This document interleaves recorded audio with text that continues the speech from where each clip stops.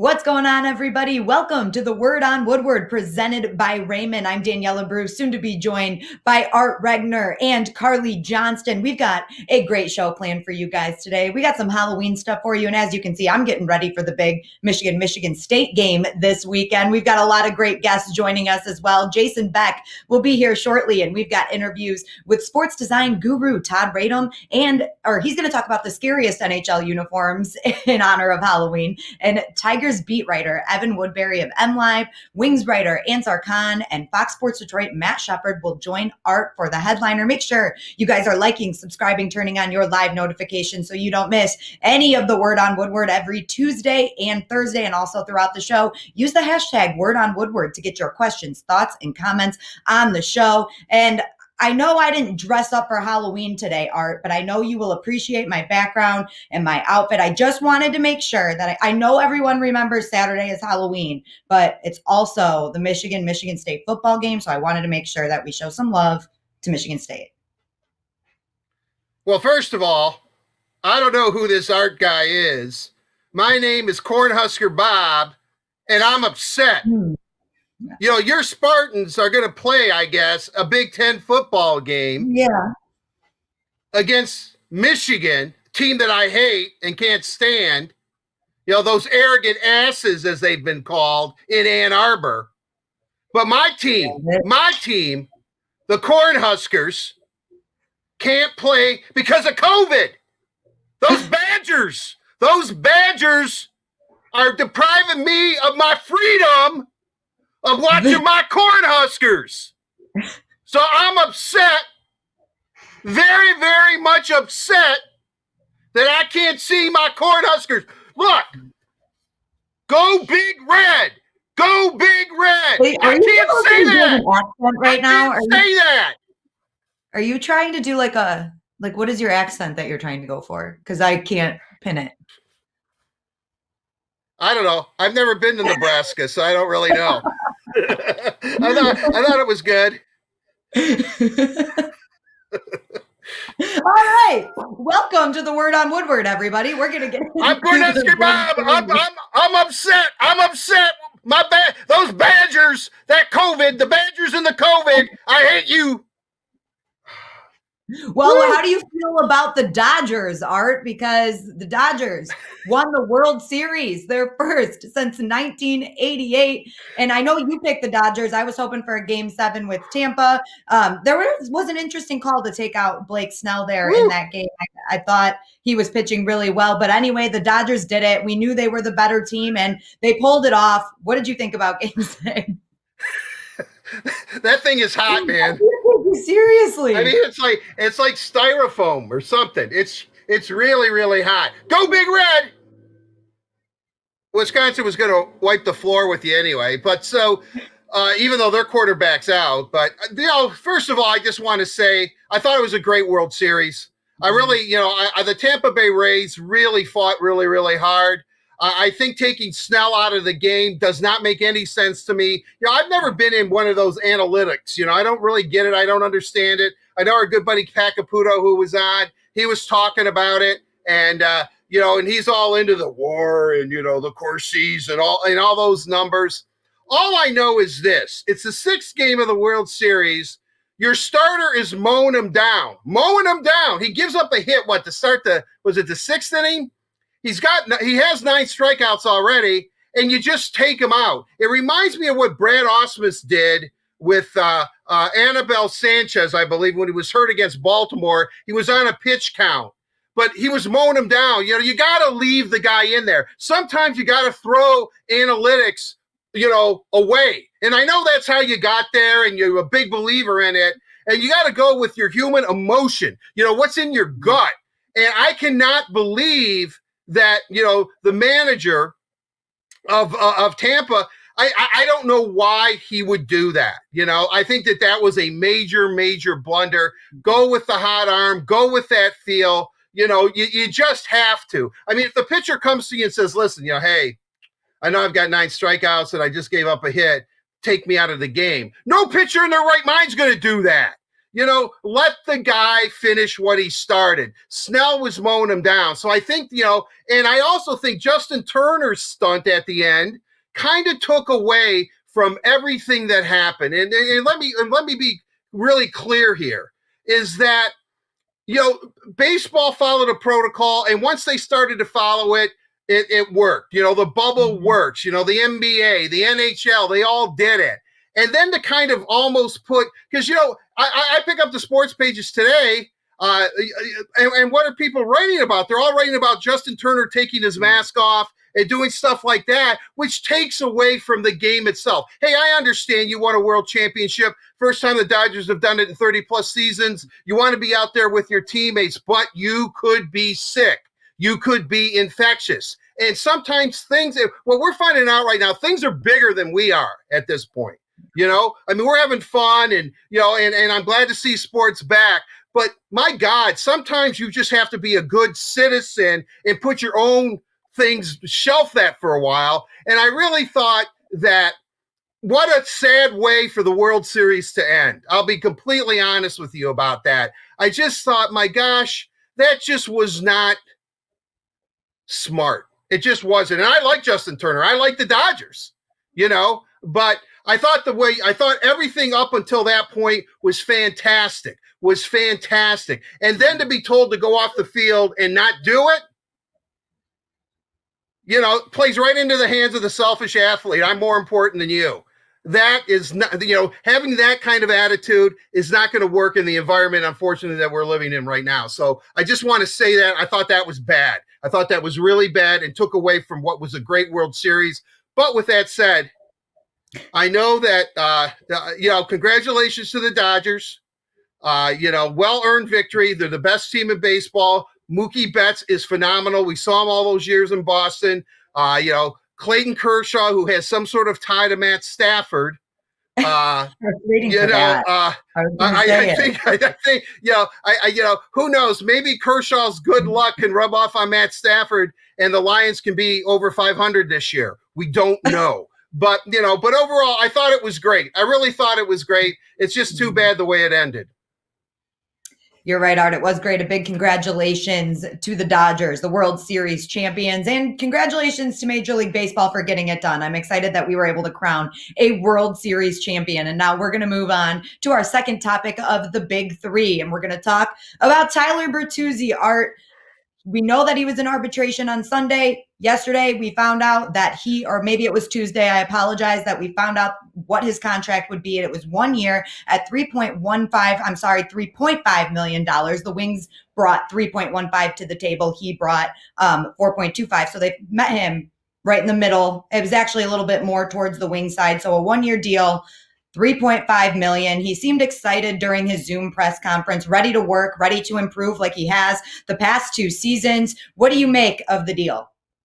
Well, you know what? I think that, he's going to be, it was only going to be a 1-year deal because next year he will also be a restricted free agent. Again, this is Steve being smart. I don't think the money, I never begrudge a guy when he gets paid and all that kind of stuff. It did seem the arbitrator sided with the Wings a little bit, even though Tyler's coming off 2 20-goal seasons. But, the way I look at it is this way. I just think that overall, I think that, he has to prove himself next year again. And I think that sometime next season, if he starts off really hot and really well, and he's going to be on the number 1 line with the Express and Dylan, I think that, his numbers will be there. He's the greasy goal guy. He goes into the tough places. He digs the puck out. He scores maybe not the prettiest goal. And, most of the Red Wings claim he doesn't even have a shot, but he gets the job done. He's effective. And, and he said yesterday on his Zoom call, whether I have a 1-year deal, a 2, 3, 7, 8, whatever, he listed off virtually every numeral up to 10. He said, I play like I'm on a 1-year deal, and that's exactly how he does play. That's why he's a valuable player. No animosity, no hard feelings. I know we've said in the past, Red Wings don't like to go into arbitration because literally you sit there with a player that you obviously want. You may not want to pay him as much as he may want. So you have to sit in there and say somewhat negative things about his game, and when you really do admire the player and like him, some guys can handle it. It seems like Tyler could, some guys don't. And, and this new rule where they couldn't negotiate once he filed for arbitration, they couldn't negotiate after, during the process. He had to go through that process then. Before, like we told you, Tommy Tatar or Tomasz Tatar, the last Red Wing to do it, he went in through the whole process. I'm not exaggerating. As soon as the process was over, the arbitration hearing, he signed a 5-year deal with Detroit. That's not going to happen. Tyler's going to have to play this year. He'll play with that 1-year deal, and then Steve will make a decision. I'm sure he wants to sign him long term, but I think this Yzerman's all about proving yourself. Every single day. If anybody remembers Steve as a player, and he's tough to forget as a player because he was so good. I mean, Yzerman busted his hump every shift. Every shift, regardless if he, had 65 goals or 156 points, or he's dishing out assists, and he's one of the best players in the league, winning faceoffs, great two-way player. No matter what he was doing, every shift he brought it. Tyler Bertuzzi is kind of that same player, but I'm going to tell you something. All these guys, from Dylan all the way on down, they're all on notice because Steve watches. He watches, and when he makes a determination on you, it's like, Pontius Pilate. He wipes his hands of it, and boom, he moves on.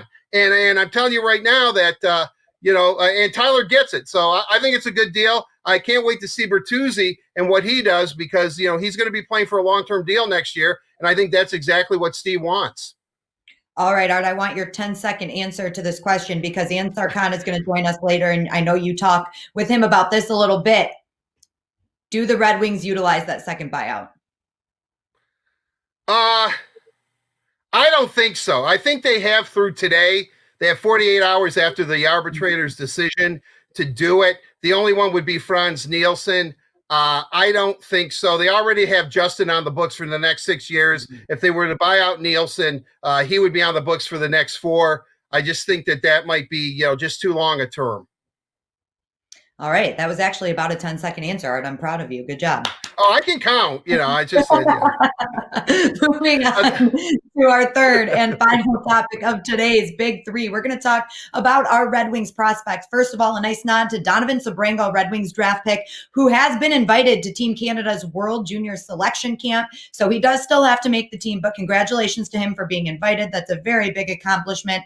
The other part of this subject of the Big Three is Corey Pronman of The Athletic released his top 155 NHL players under the age of 23. And there are 4 Red Wings on this list. One thing I did want to point out before we get into the Red Wings that are on the list is Alexis Lafreniere is actually number 4 on this list, are only behind Austin Matthews, Rasmus Dahlin, and Elias Pettersson. So he's very high on that list, which I guess really isn't unexpected. But going into our Red Wings prospects that did make the list, we've got Lucas Rehmann at 17, who was the Red Wings number 4 overall pick in this year's draft. Moritz Seider, last year's number 6 overall pick at 38. Filip Hronek at 61 and Filip Zadina at 71. So, hey, top 155 players under 23. We've got 4 Red Wings on there. That's pretty exciting.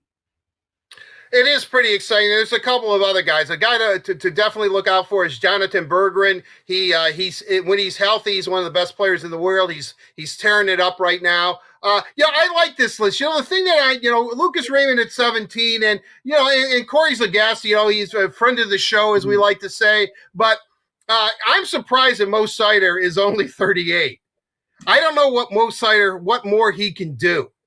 He was averaging like 27 minutes in the American Hockey League at 18, 19 years old. He's averaging over a point a game, and I know they haven't played many for a Swedish elite league team.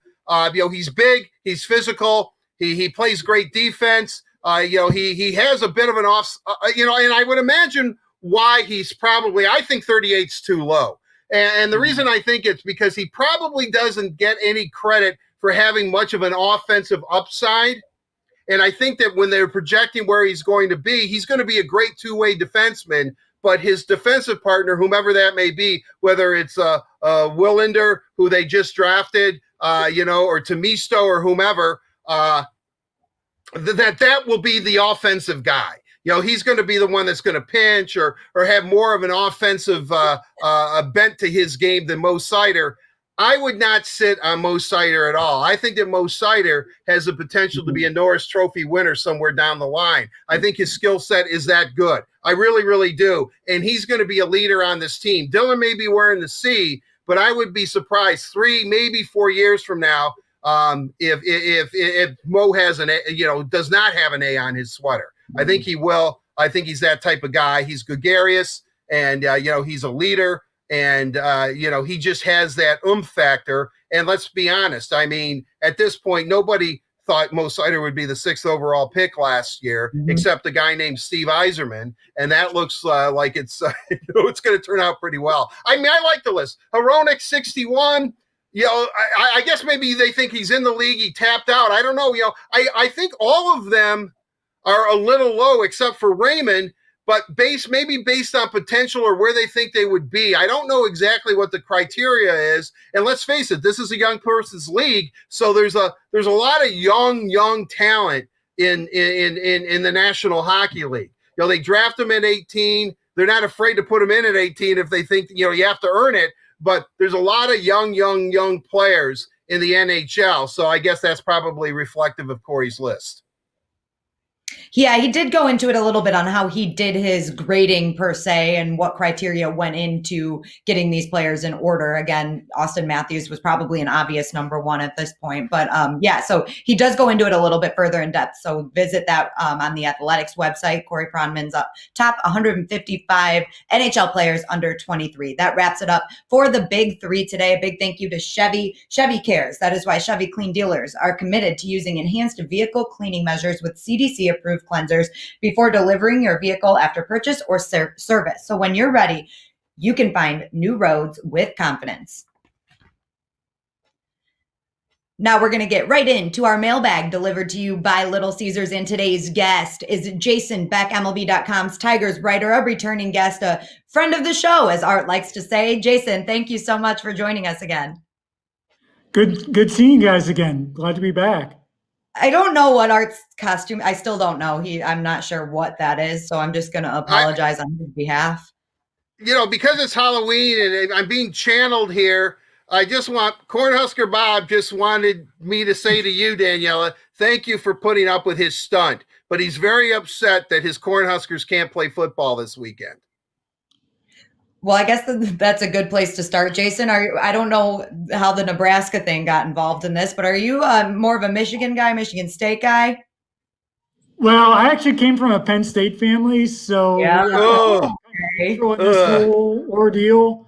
The Nebraska kind of has me curious. It's Art's the biggest Nebraska fan I've known since Jabba Chamberlain. I'll tell you, Nebraska Perry, who's a longtime caller on sports radio shows, sent me a bunch of Nebraska stuff. And so I was looking downstairs. I want to have a variety of costumes today and go into different characters because I like to project. And I figured, what the hell? I've never worn this before, and I've had it for 20 years or so. So I figured, well maybe I'll be Cornhusker Bob because I'm sure the Cornhusker are really upset about their team not being able to play. I mean, I'll tell you how upset they are. They're still trying to find like a non-conference opponent to play on Saturday. Well, you better find somebody because it's Thursday. What is that who they're playing? I didn't hear. I knew that they were looking for one. Yeah, well, Well, there you go, Cornhusker Bob. You get to watch your Nebraska football. Well, I hope so. I hope so. Woo! That thing is hot. It's really hot. Okay, now we're gonna get like a good sunshade. Yeah, I don't know what that hat is, Art, but put it away and never bring it back out. Anyway, okay. I have more costumes to come.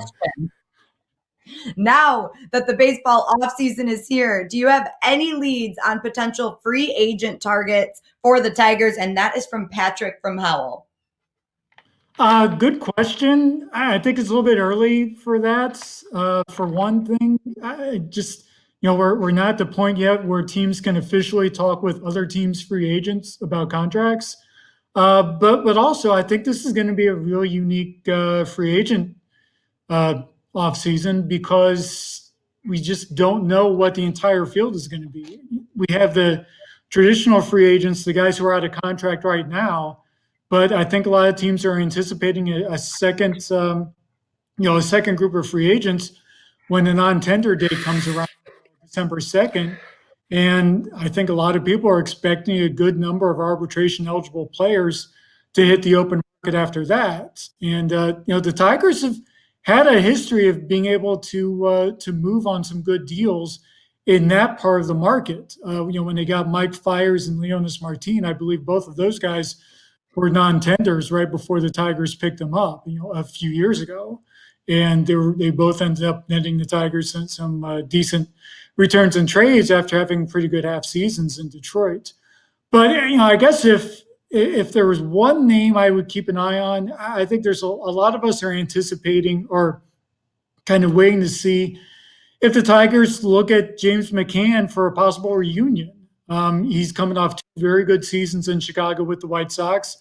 And the Tigers are still going to be looking for some experienced catcher help. And they've been open to reunions before with other guys. Obviously they made a big push for Alex Avila last offseason before he ended up in Minnesota, and Austin Romine ended up signing with Detroit. Art, moving on to your question, talk a little bit hockey. This is Brian from Commerce, and he asked, Steve addressed everything he wanted in free agency, but there's still a lot of good young talent available as free agents. Do you think any names like Duclair, Vatanen, AA AA is an interesting one, could have a spot in Detroit for the right price? Well, thank you for your question, Ryan from Commerce. Thank you for listening. I know you're a big fan of the show. These are some pretty impressive names if you look at it. All of them have, proven themselves or at least have had good seasons. Athanasiou, obviously a 30-goal scorer. We're familiar with him, but the simple answer is no. I don't think – I think Steve is done. At this point, I think he likes the roster that he's constructed. I think he looks at it. I think he feels he has enough veteran presence to help the young guys. And now he's going to leave it open to some of these young prospects, depending on where we're at. Let me qualify that. Depending if it's a 56-game schedule, 54-game schedule, 62, it's most likely not going to be an 82-game schedule. So, meaning these guys' salaries are going to be prorated. They're not going to be paid for a full 62. But if you look at it right now, everyone, what Steve has done already has been graded very, very high. It's like A's across the board.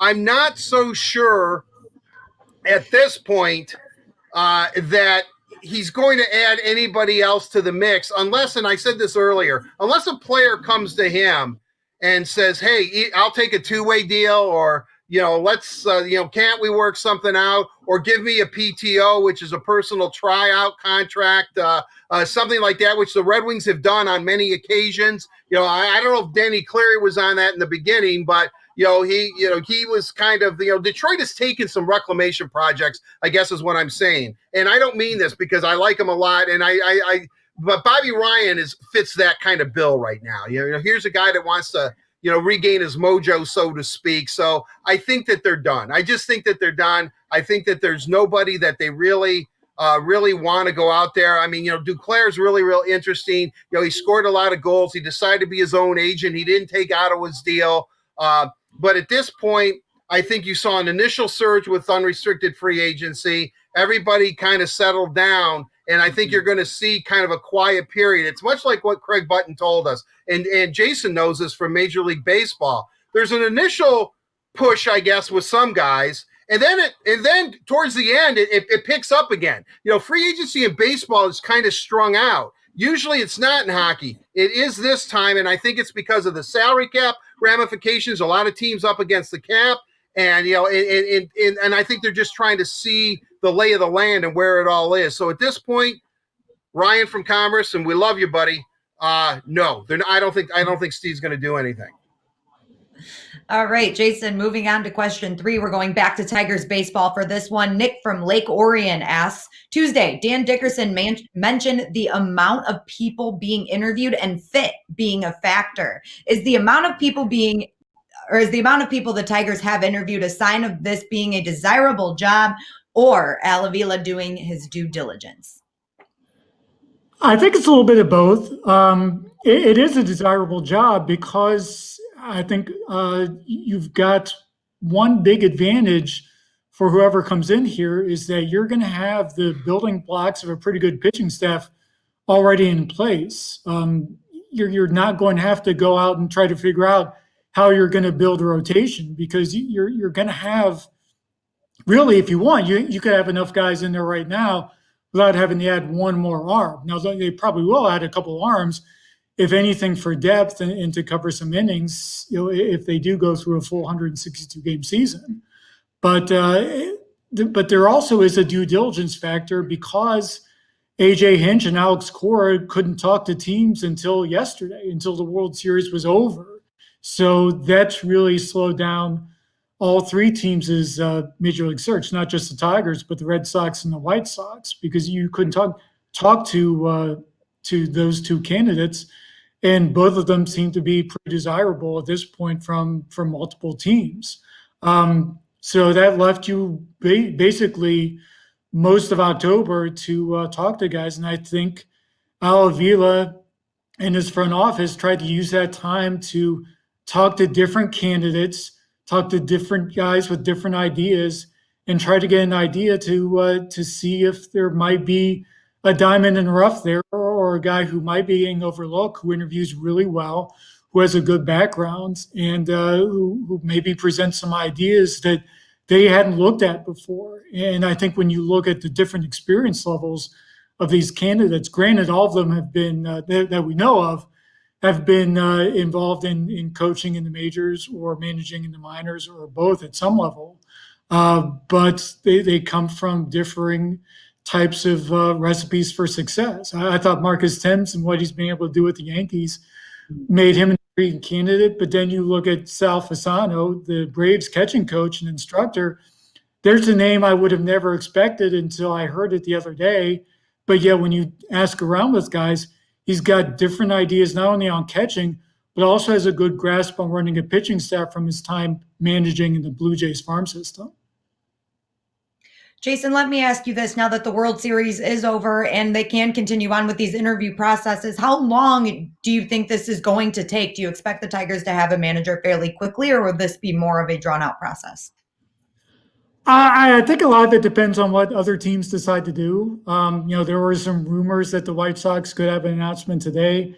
I haven't heard anything yet, so maybe that was just false speculation. But I think once the White Sox move on whatever they're going to do, I think that's going to set both what Boston and Detroit do in motion. Because the White Sox, once that job opened up, given the talent level there, what they were able to achieve this year, I think that instantly became, I think, the top job in the minds of many people out there in baseball. And if they go for one of the guys out of the Hinch and Cora duo, I think that gives the other teams a good idea of what they're looking at, especially the Tigers, because I think Hinch, you look at what he brings, what he was able to accomplish with the young team in Houston when he came on board there, and also his ties to the Tigers. And I think that makes him a pretty appealing candidate for this job. It will definitely be an interesting situation moving forward, and we'll be monitoring that here on the Word on Woodward. Let's move on to our fourth and final question of today's mailbag. Art, you can answer this first. Elizabeth from West Bloomfield asks, of course, social distancing and health measures apply, but what do you have in store for trick-or-treaters this year?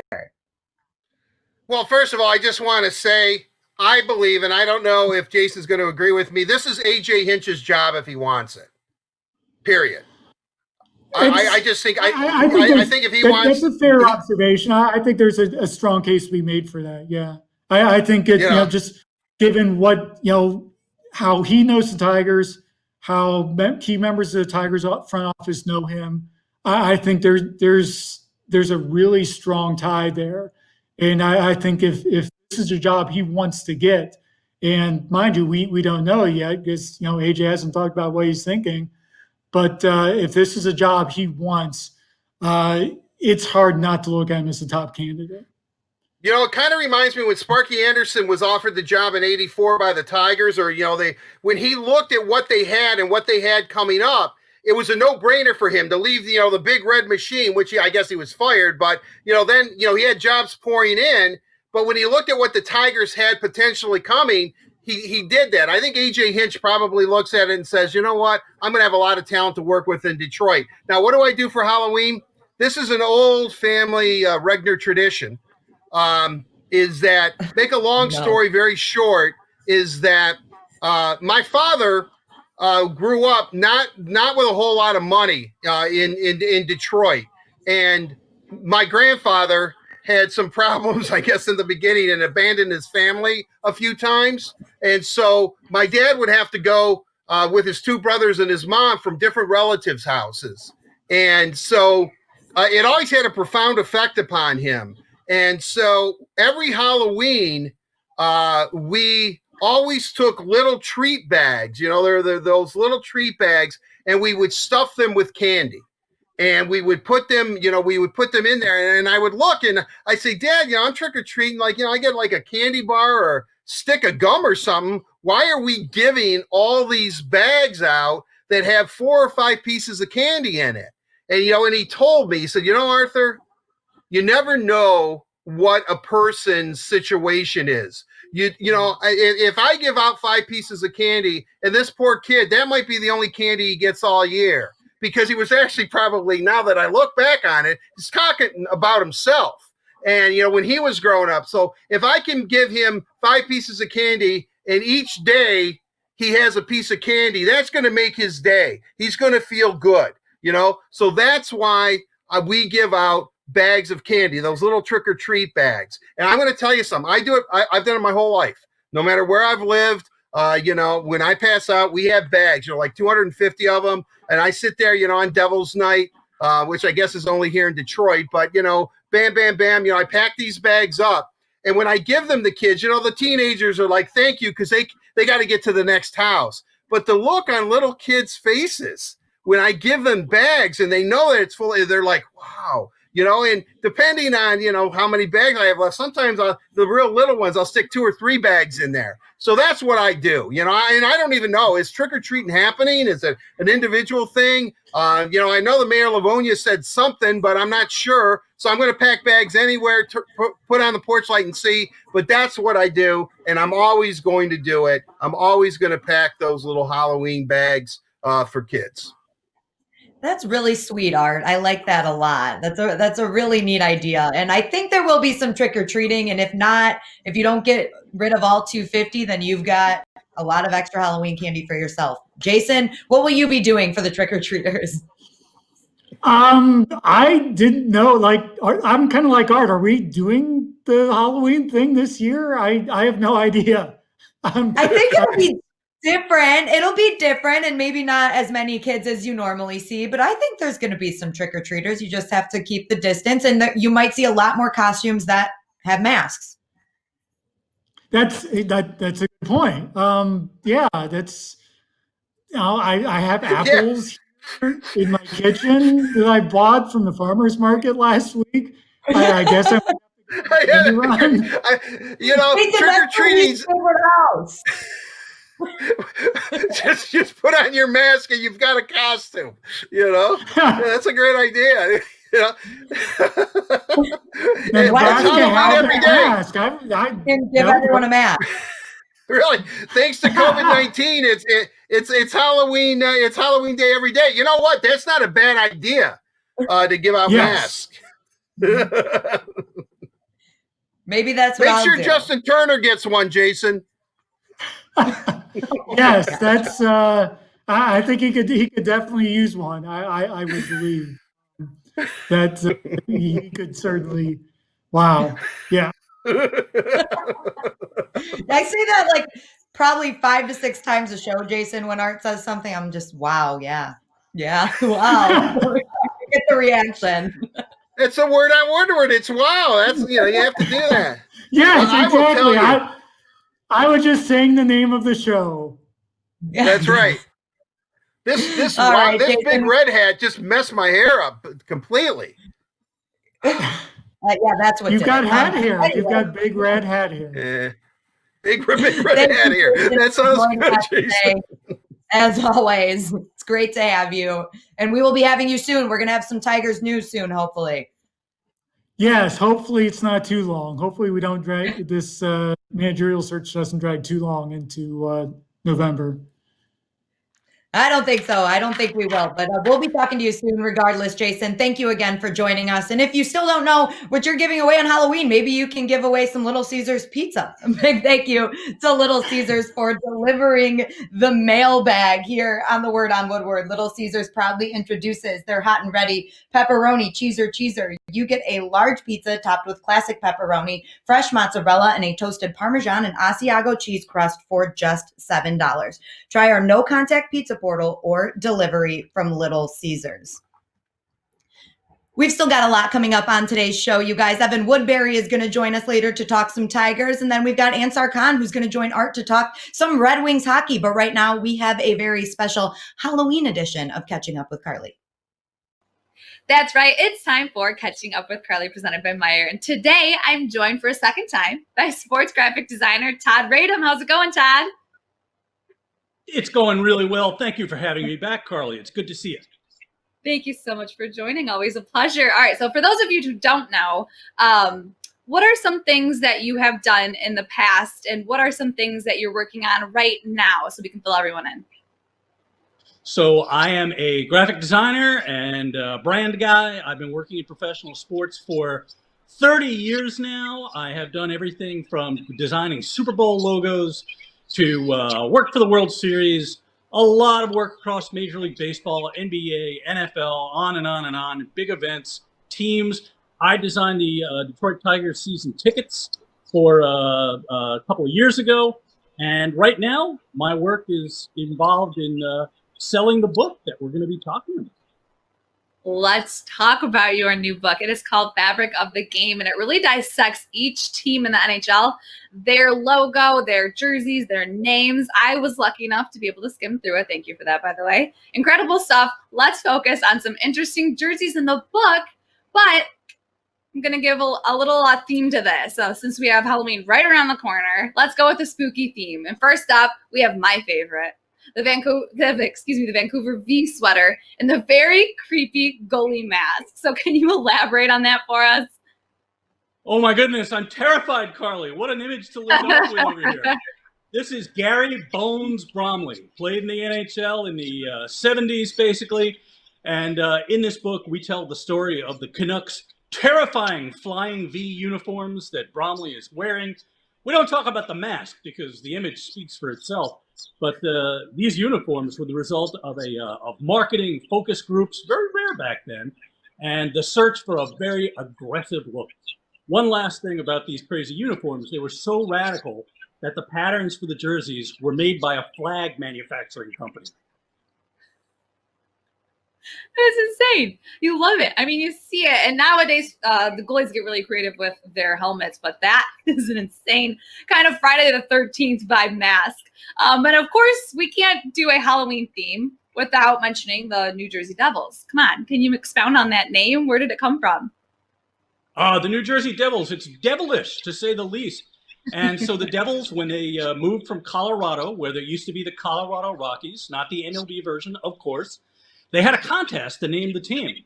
And there were all kinds of names like Blades and Patriots and Meadowlanders and Jaguars. But the winning entry involved the legend of the Jersey Devil.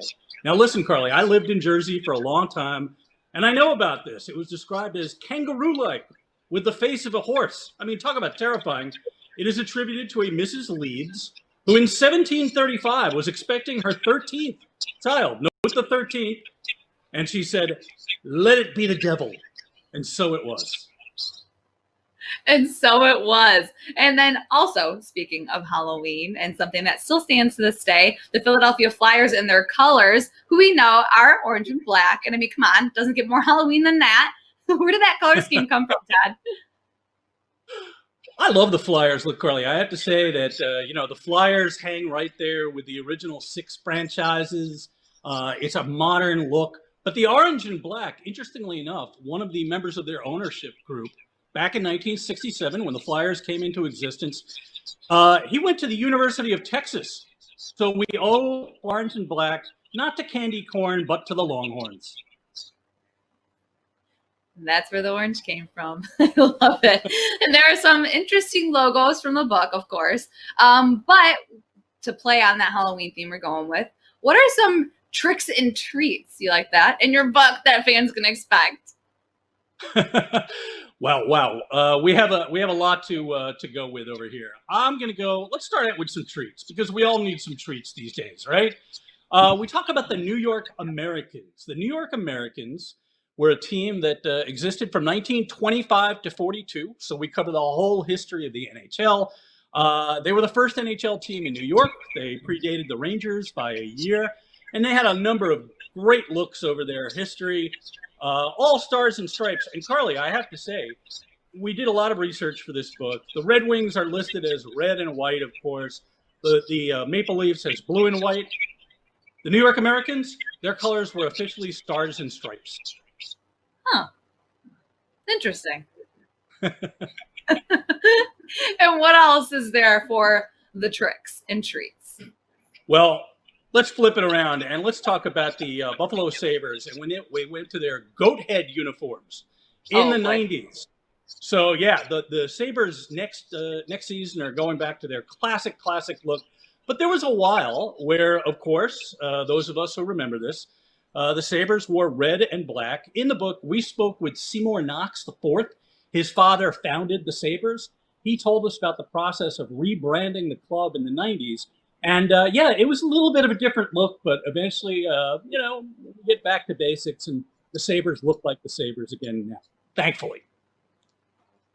And speaking of the Red Wings, there's a legendary Red Wing we know in Gordie Howe. But we saw him in a familiar jersey, but not a Red Wings jersey. Can you talk about the Whalers? Oh, absolutely, Carly. And, I have to say, Gordie Howe is one of those athletes who elevates the look of any team that he ever played with. But the Whalers are beloved. Us logo geeks, we love the Hartford Whalers. I mean, you look at that logo, it does a lot with a little, as I always say. It's got the whale fluke. It's got an H hidden right above the W. And I love the fact that Gordie Howe played in all 80 games, his final NHL season, at age 52. What an inspiration. And I love the fact that he got to play in one final All-Star game. It was at the Joe Louis Arena, and he looked great in the Whalers green and blue. What a classic look. Yeah, as you said, he could make any jersey look good. Before I let you go, I have to get your opinion on this. Back in 2011, which is when I graduated high school, fun fact, for the NHL Awards, Stan Lee teamed up with the NHL for the Guardian Project, releasing a superhero for each NHL team. And here is the Red Wing. Can we take a look at that? What do you think of this, Todd?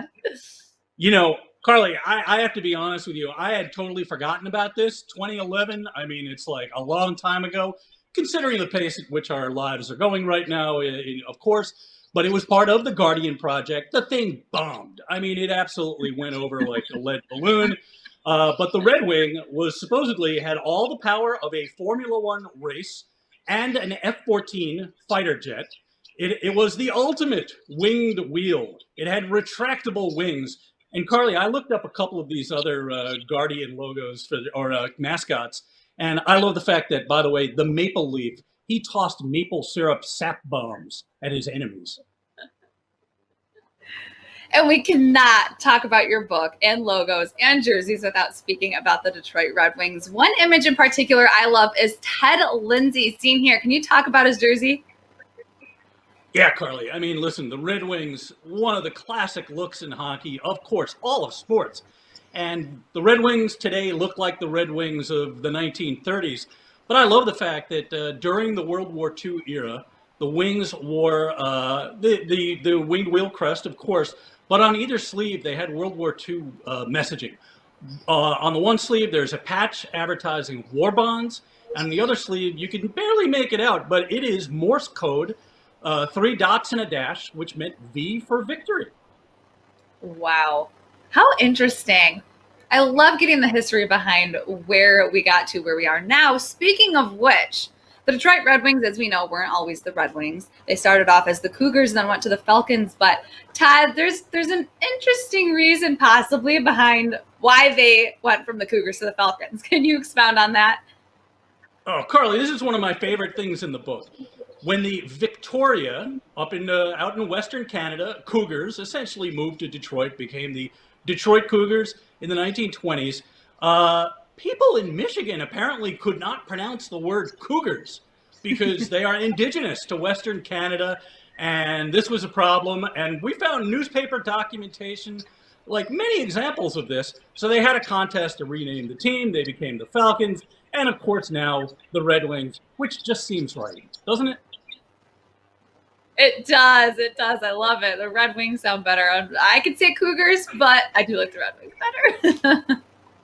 Todd, thank you so much for joining me again on Catching Up with Carly, presented by Meyer. And fans, do not forget to pick up Todd's book. It is incredible. You won't want to put it down. Fabric of the Game. You can get it on fabricofthegamebook.com or at your local bookstore beginning November 3rd. Carly, thank you so much. Appreciate it. It's always my pleasure. Back to you, Daniela. We're going to get right in to Bet You Didn't Know, presented by PointsBet Sportsbook, an official gaming partner of the Detroit Tigers. And thanks to that interview, Carly, with Todd, we're inspired. We've got the spirit of Halloween in us right now. We're going to take a look at some classic masks across the NHL for today's Bet You Didn't Know. So, Art, why don't you kick it off? What are some of your favorite hockey goalie masks? Hello, ladies. Here we go. Okay, that is actually. Are either one of you available for a drink after the show? Oh my God. What even is that? I don't even know. Where is that Art's hair or is that hair on the mask?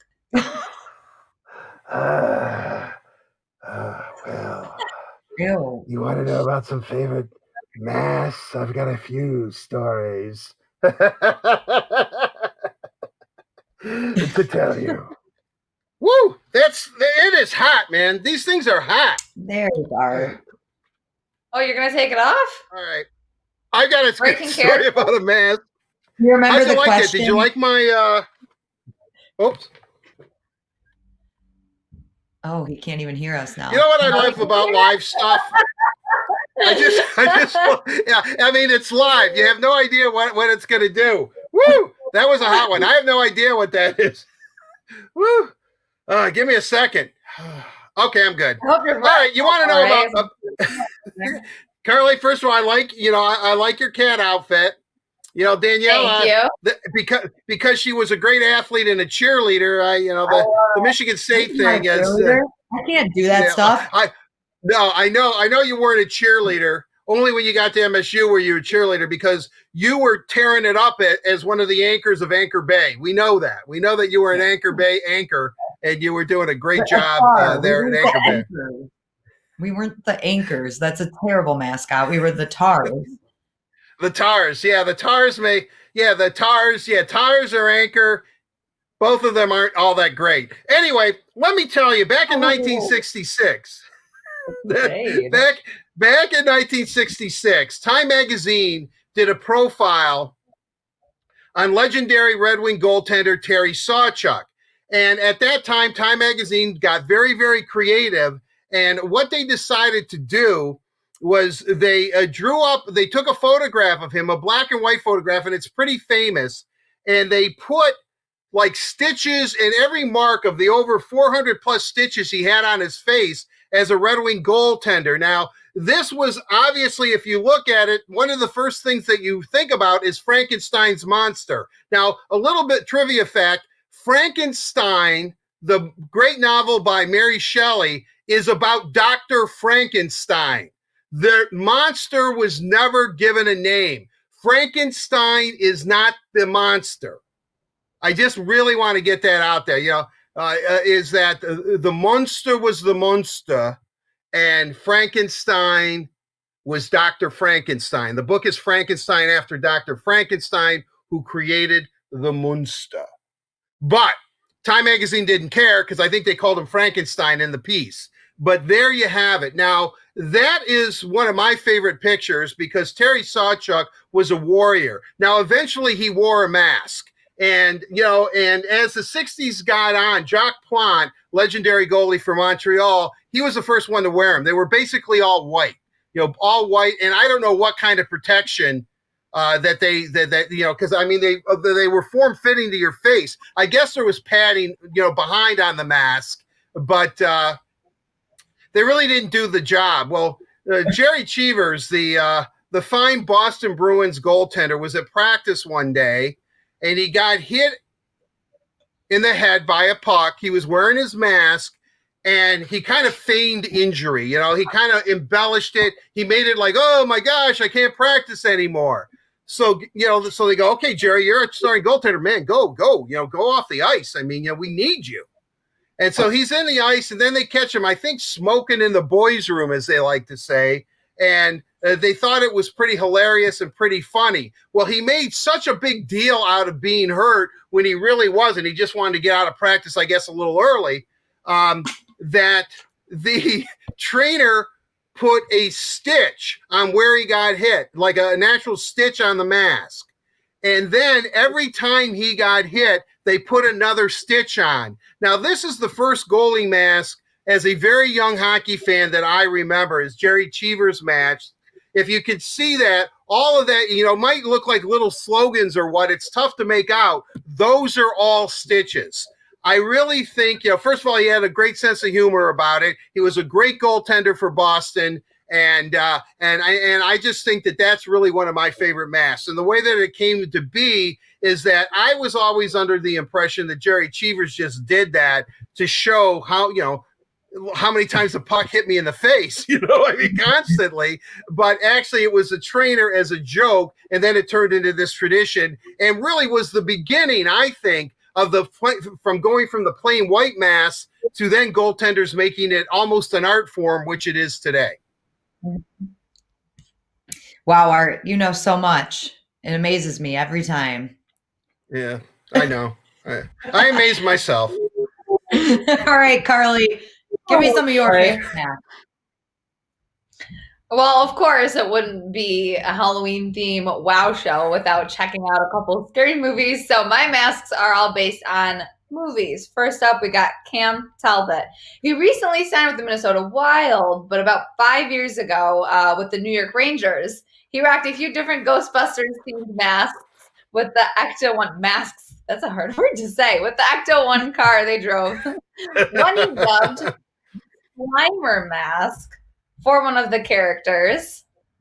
And my favorite, with him wearing the Stay Puft Marshmallow Man. You gotta love it. I mean, they have a lot of fun with these goalie masks, goalie helmets. But before anyone gives Talbot any props, though, he said that it was the mask designer, Dave Gunnarsson, who talked him into the Ghostbusters themed mask. So shout out Gunnarsson. But the other mask I really like is former Red Wing Curtis Joseph's Cujo masks. And if you aren't familiar, Cujo is a famous character from a Stephen King book, a movie that was a ferocious dog. So this is a perfect tie-in all around. Great theme, great goalie, and solid design on the mask. This is one of my favorites in any category, if you will. Also, as an honorable mention, we can't forget Jason and the Friday the 13th series. We're not going to show any footage since this is a family show, but it is a classic movie themed hockey mask. We'll all watch those movies in the next few days here before Halloween. But Danielle, what masks do you like? I do have to say about the Jason mask, though. I don't remember. No, it was Art. Yes, it was Art. He wore the Jason mask on the big screen show last year. So that shout out to that. And it was pretty good. It was pretty good. Art's weird with his costumes, but it's pretty good. All right, now we'll get into my favorite mask. So Steve Mason, he had a number of really good masks, but we definitely have to mention the one that he wore in Philadelphia that was zombie themed. And if you look closely at this mask, you can see that there's zombie versions of American revolutionary icons, including Ben Franklin, Betsy Ross, and George Washington. A very interesting take on his mask. I'd like to talk to him about this one because this is strange. I'd like to ask him where his thought process was when he was like, I want to do zombies of these great American icons. But it was really cool nonetheless, and very Halloween-like, very creepy, a little scary. And then the next one that we have to take a look at is our new Red Wing, Thomas Grice. And he had an interesting mask during his time playing in Phoenix. So I might need some help with this one, you guys, because I'm not exactly sure what this is, but I think it's like a Sasquatch. I don't know. It's like a mix. Like it looks almost vampire-esque, but also Sasquatch-esque. So I'm not sure. What do you think? I mean, I see Bigfoot walking on one side, but yeah, I don't know about that one. Yeah, I think it is a variation. I mean, if Bigfoot or Sasquatch, whatever you want to say, was bit by Dracula, maybe he would kind of look like that. But I guess that these are kind of fangs, right? He has underneath fangs and upper fangs. And I guess if you look at some dogs, like those little French bulldogs, they have like fangs on the top and fangs on the bottom. So I would say that it's a hybrid. It is Sasquatch or Bigfoot and a little bit of the Wolfman thrown in. I do not think it's vampire related. What'd you say, Carly? A little bit. Like an angry monkey. But on the one side, it definitely is Bigfoot or Sasquatch or whatever. You know, when a monkey gets angry, they throw a certain substance at you. Yeah, I've heard that. Yeah, I don't know. It's like I don't know. I'm curious now. Have you ever seen that video at the grandma's house? How do we get on there? Good. Well, I was going to leave it at that, but yes, you don't want to make a monkey angry because they may look cute, but they have a little bit of a vicious streak to them, and they'll let you know that they're angry at you. And they, as Carly just delicately put. Gracefully, yeah. Yeah, but very nice move there. Art. Pardon me? Don't pick up any of those woes, Art. Okay, I don't want to be arguing with you and have that issue, but no. I don't think we've never had an argument, Carly. I mean, Danielle and we've had fierce battles. Art no, I don't think we will. Competico. Right. Now, Daniela, that's another thing. I mean, Anyway. I just want to see videos. I want to see videos of Daniela tearing it up at Anchor Bay as a tar. I'll see what I can find for you, Art. I'll see what I can find. That does it for this segment of Bet You Didn't Know. Bet You Didn't Know is presented by PointsBet Sportsbook. PointsBet is an official gaming partner of the Detroit Tigers. Download the app and follow PointsBet USA on social media for more information. Carly, I love your costume. I love the whole getup, the ears, the fuzzy coat. You always look great, and you make a great cat. But did you know that it's National Cat Day? Did you do that on purpose? I didn't, and I was very upset when you told me right before the show that it was, and I didn't know because my cat is actually sitting right there. Maybe I'll bring her in later in the show. She's made her wild appearance before, but not gonna lie, I'm the same costume every single year. It's easy. I was not surprised. I don't know why I had this jacket. I bought it in college thinking I'd wear it at some point, not on Halloween. Who knows why? But moving on. Let's socialize. On the Red Wings side, Dylan Larkin kind of made me sad. He posted a picture of himself walking through the tunnel at Little Caesars Arena saying, missing this. We miss it too, Dylan. Really wish we were at the arena. Hopefully soon, but definitely miss the hockey games, the Detroit Red Wings hockey games at Little Caesars Arena and watching number 71 skate around. And then moving on to the Detroit Tigers side of things, Daniel Norris retweeted this awesome fan work on a pumpkin. I think it's painted. I don't think that's carved, because if it was, wow, that's a very thin line. I can't even carve like a normal jack-o'-lantern.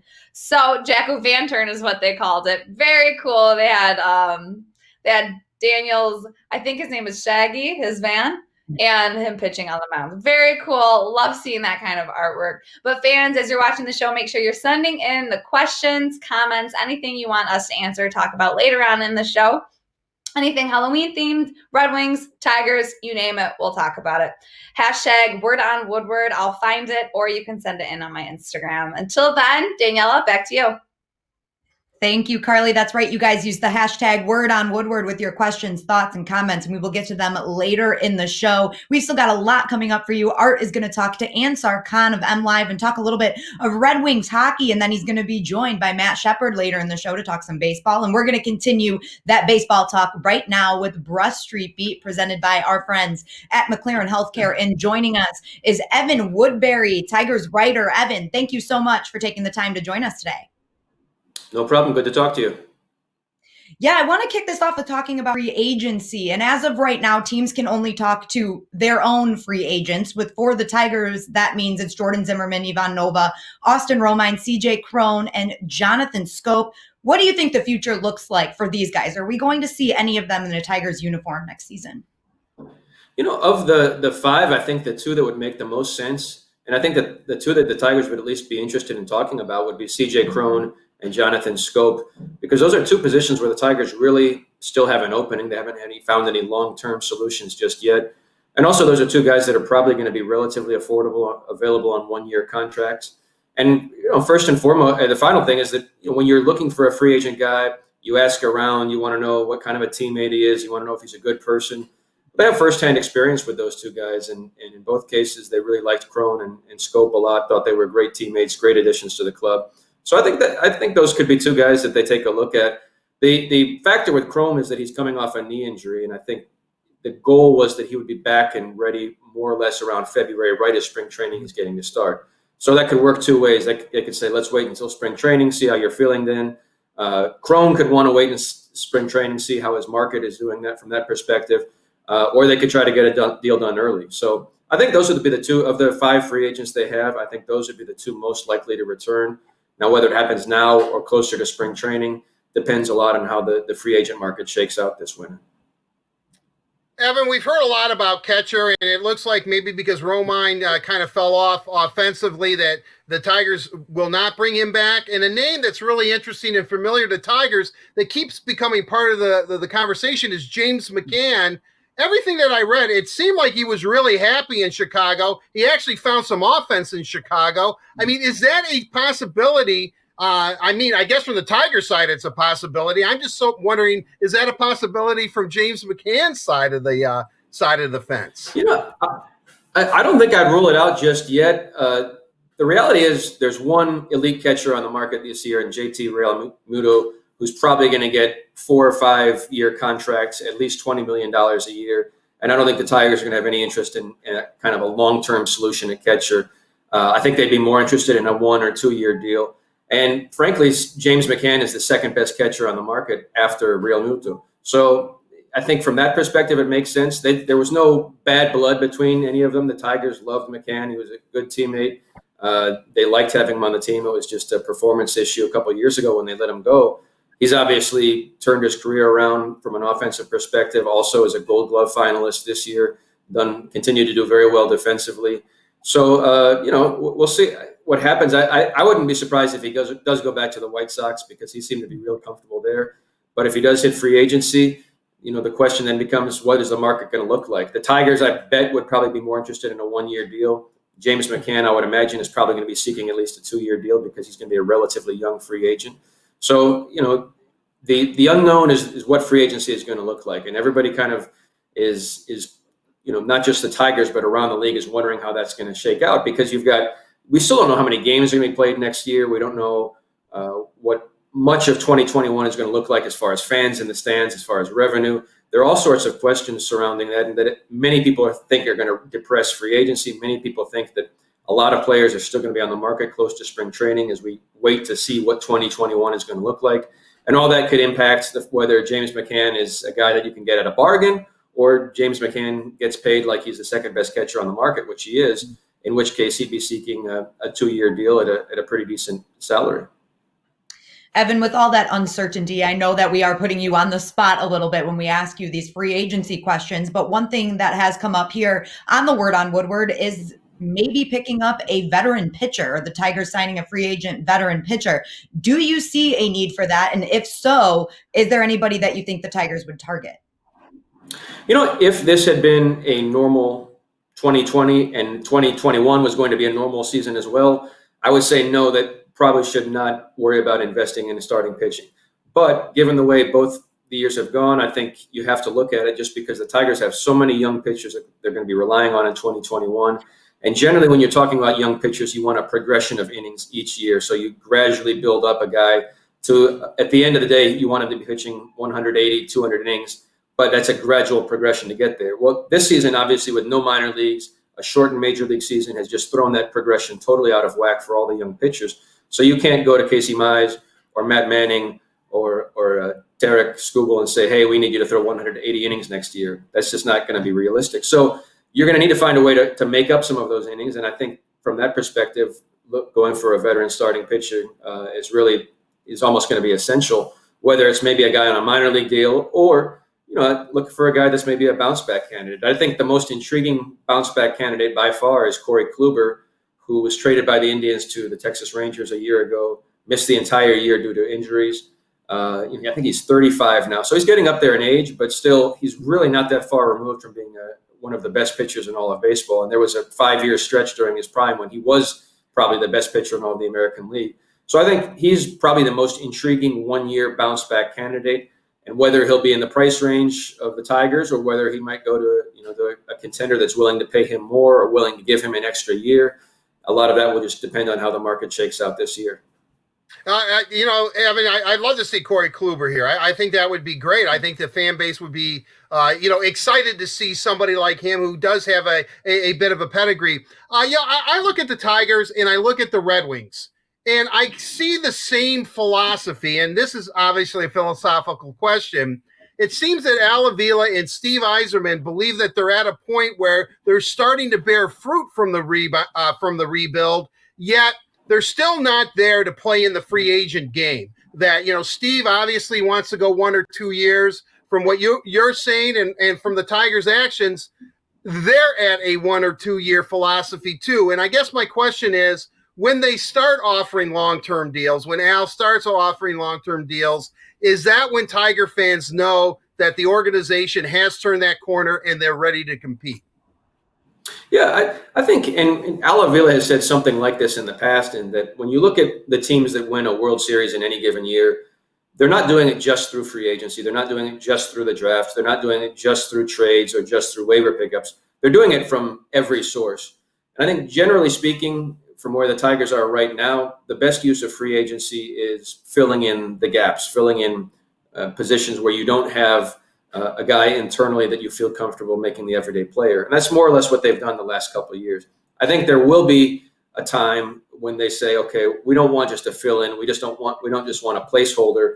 We want a guy who's really going to elevate ourselves to the best in the position in this league. I mean, CJ Cron, if he had remained healthy, Jonathan Scope, if he was healthy for virtually all the year. But basically the goal with those 1-year deals were to take the Tigers from basically the last in the league at that position and make them about average in the league at that position. And it worked.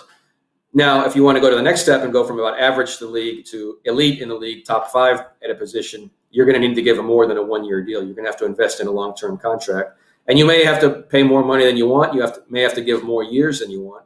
But that's going to be essential. So I think that the timing will be when the Tigers feel like they're on the cusp of playoffs, when they're on the cusp of making a run for a championship. That's when they say, okay, we're going to invest more, give extra years, give more money than maybe even we feel comfortable spending, because we need to elevate ourselves to, a top 5 at this position instead of just being content with being average at this position.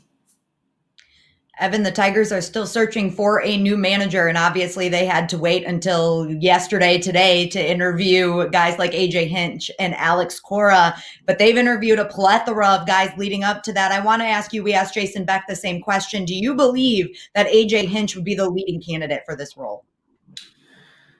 I think, I don't know, it's hard to say. It really, I've heard both sides of the argument, and they're both sides are convincing. The one side is that, this is a guy that, you're talking about leadership is one of the things you wanted a new manager. This is a guy that was in a leadership position and didn't put a stop to the cheating situation, even though he wasn't personally involved in it, even though he was not the ringleader, even though he didn't create it, he didn't personally put a stop to it. And, the optics of having him come back into baseball the instant he's eligible to return from a suspension, it looks bad. The other side of the coin is that someone is going to hire him. Someone is going to give him a second chance. He's going to be motivated to do his best with that second chance. He's incredibly well respected around the league. Before this, he was seen as the prototype of everything you want in a modern manager before all this happened.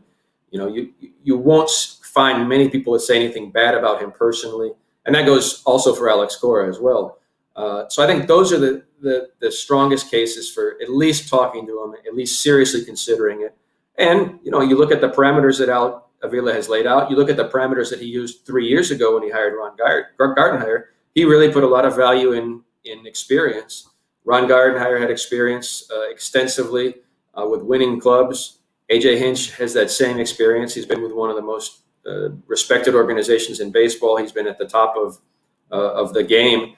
I think that makes me think that he is going to be taken very seriously as a candidate, and I would certainly not be surprised if he ends up being the guy.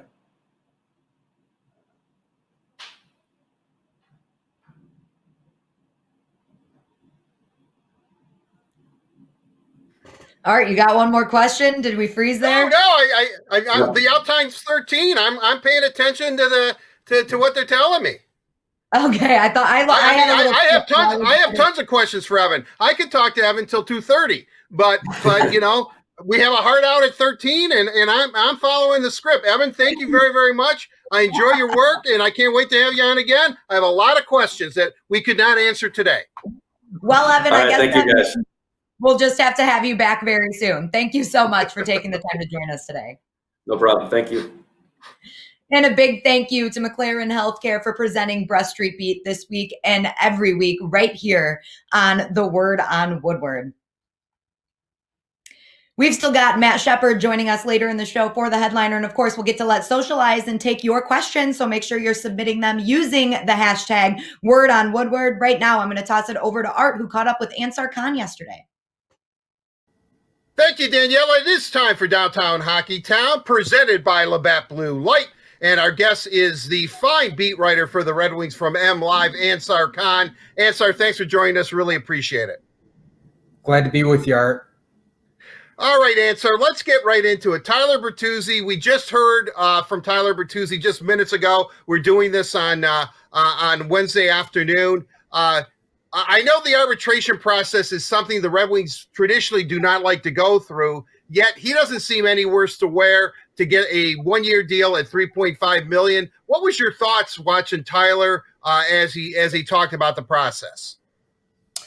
No, I don't think, certainly it's, it from all accounts, it can be a very unpleasant experience. You're face-to-face with management. They're arguing why you shouldn't get a certain amount of money, and you're arguing why you are worth that much. And that's why you see most of these cases are resolved before it actually gets to an arbitrator. But this was the first one this season that went to arbitration. And like you said, the Wings, this rarely happens with the Wings. It happened a couple years ago with Tatar, you'll recall, but that was unusual in that they were able to resolve it after the hearing before the arbitrator made a decision. Now, they changed the rules this year in that once it does go to arbitration, the sides can no longer negotiate, and it becomes the arbitrator's decision. It came in, there was a gap of about $1 million, or a little bit more than $1 million between the two sides. and they came in a little bit closer to the wing side, which is kind of what I think you expected, like right in the at $3.5 million, and a 1-year deal, which it was locked into a 1-year deal once the player filed for arbitration. The team had the choice of 1 or 2 years, and certainly it was going to be 1 year because that keeps them restricted next season as opposed to a 2-year deal, which would have taken him right into unrestricted free agency. But no, I think everything is good. It's like Bertuzzi, certainly good spirits. He's coming off 2 good seasons, and it's a chance for him to build on his resume next year. And if he has another solid season, I think he'll cash in with a long-term deal. And I want to make it clear, that's exactly right. I mean, people, well, God, he's going to have to go through this process again. If he continues to progress like he has, they're going to sign him long term. I'm making an assumption. Would you agree with that? Oh, absolutely, no question. I mean, he's a key piece moving forward. Their core, of relatively young players that includes Larkin, Mantha, Philip Ronick, and of course, over the next couple of years, several of their draft picks and prospects. Certainly, he's a key piece, and no question, they'll lock him up to a long-term contract, I imagine, next offseason. I guess next on Steve's agenda would be Anthony Mantha. Are you hearing any kind of scuttlebutt? What's going on with that? Or do you think Steve compartmentalizes? I know I'm kind of mispronouncing that word, in that he got Bertuzzi taken care of. Now he looks at Mantha. Yeah, I think just like what you said, I think getting Bertuzzi taken care of now, even though he said he has been talking to Mantha's representative, so it's not like they've been in complete shutdown or anything. They have been communicating, talking, and now that Bertuzzi's out of the way, and it also kind of sets a little bit of a bar of, well, Bertuzzi comes in at 3.5, maybe a little bit of a gauge of what Mantha is worth. And in Mantha's case, I would expect it, I'm guessing it would be a long-term deal, getting that taken care of here. And it's just a matter, it's not a question of if, certainly. It's a question of when, and I'm sure it'll be taken care of whenever this training camp starts. Right. Yeah, certainly. Ansar, I call him the Big Tony, the BT Express. And, Yzerman has gone out of his way to say that they're going to get a deal. And knowing Mantha like we both do, he doesn't like negotiations. He doesn't want this hanging over his head. I think he wishes he had a deal yesterday, and it was a long-term deal. I certainly expect that to get done. One of the interesting aspects about arbitration, or having a player file for it, is the Red Wings get a second buyout, which they have to exercise within a 48-hour window after the decision was announced, meaning the Red Wings would have to put a player on waivers. If you look at their roster, the only player that they would do that to, and we're not saying this is going to happen, would be Franz Nielsen. Do you see that happening, or do you think they'll exercise that second buyout option?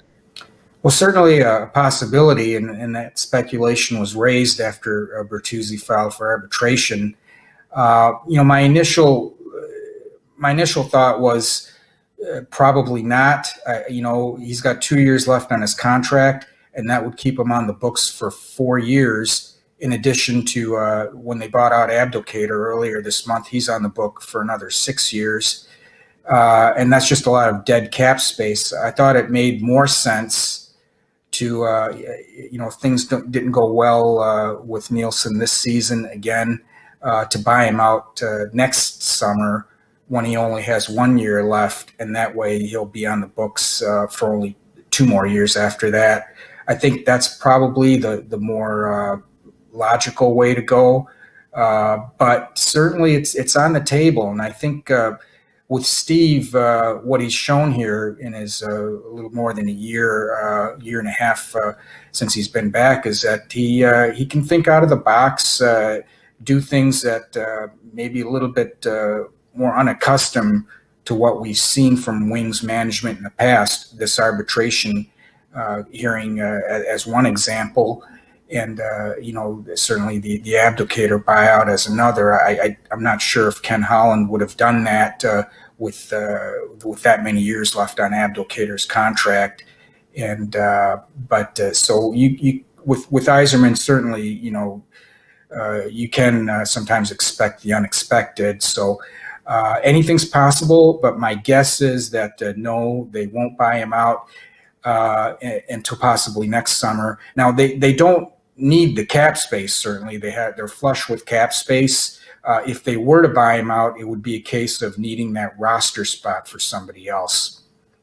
Right, certainly. I mean, Steve has gone on record and said, it'd be great if one of these young prospects comes to camp and proves that they belong. I mean, that's a good situation to have. I completely agree with you. Abby, I don't know. I think it was a bit of a surprise that Abdelkader was bought out because of the term that was left on his deal. We wish him certainly the best, but Ansar, I can't let you go. I mean, we could talk about this all day, but without looking at some of the offseason moves, the Mark Stahl deal, which I think was absolutely great.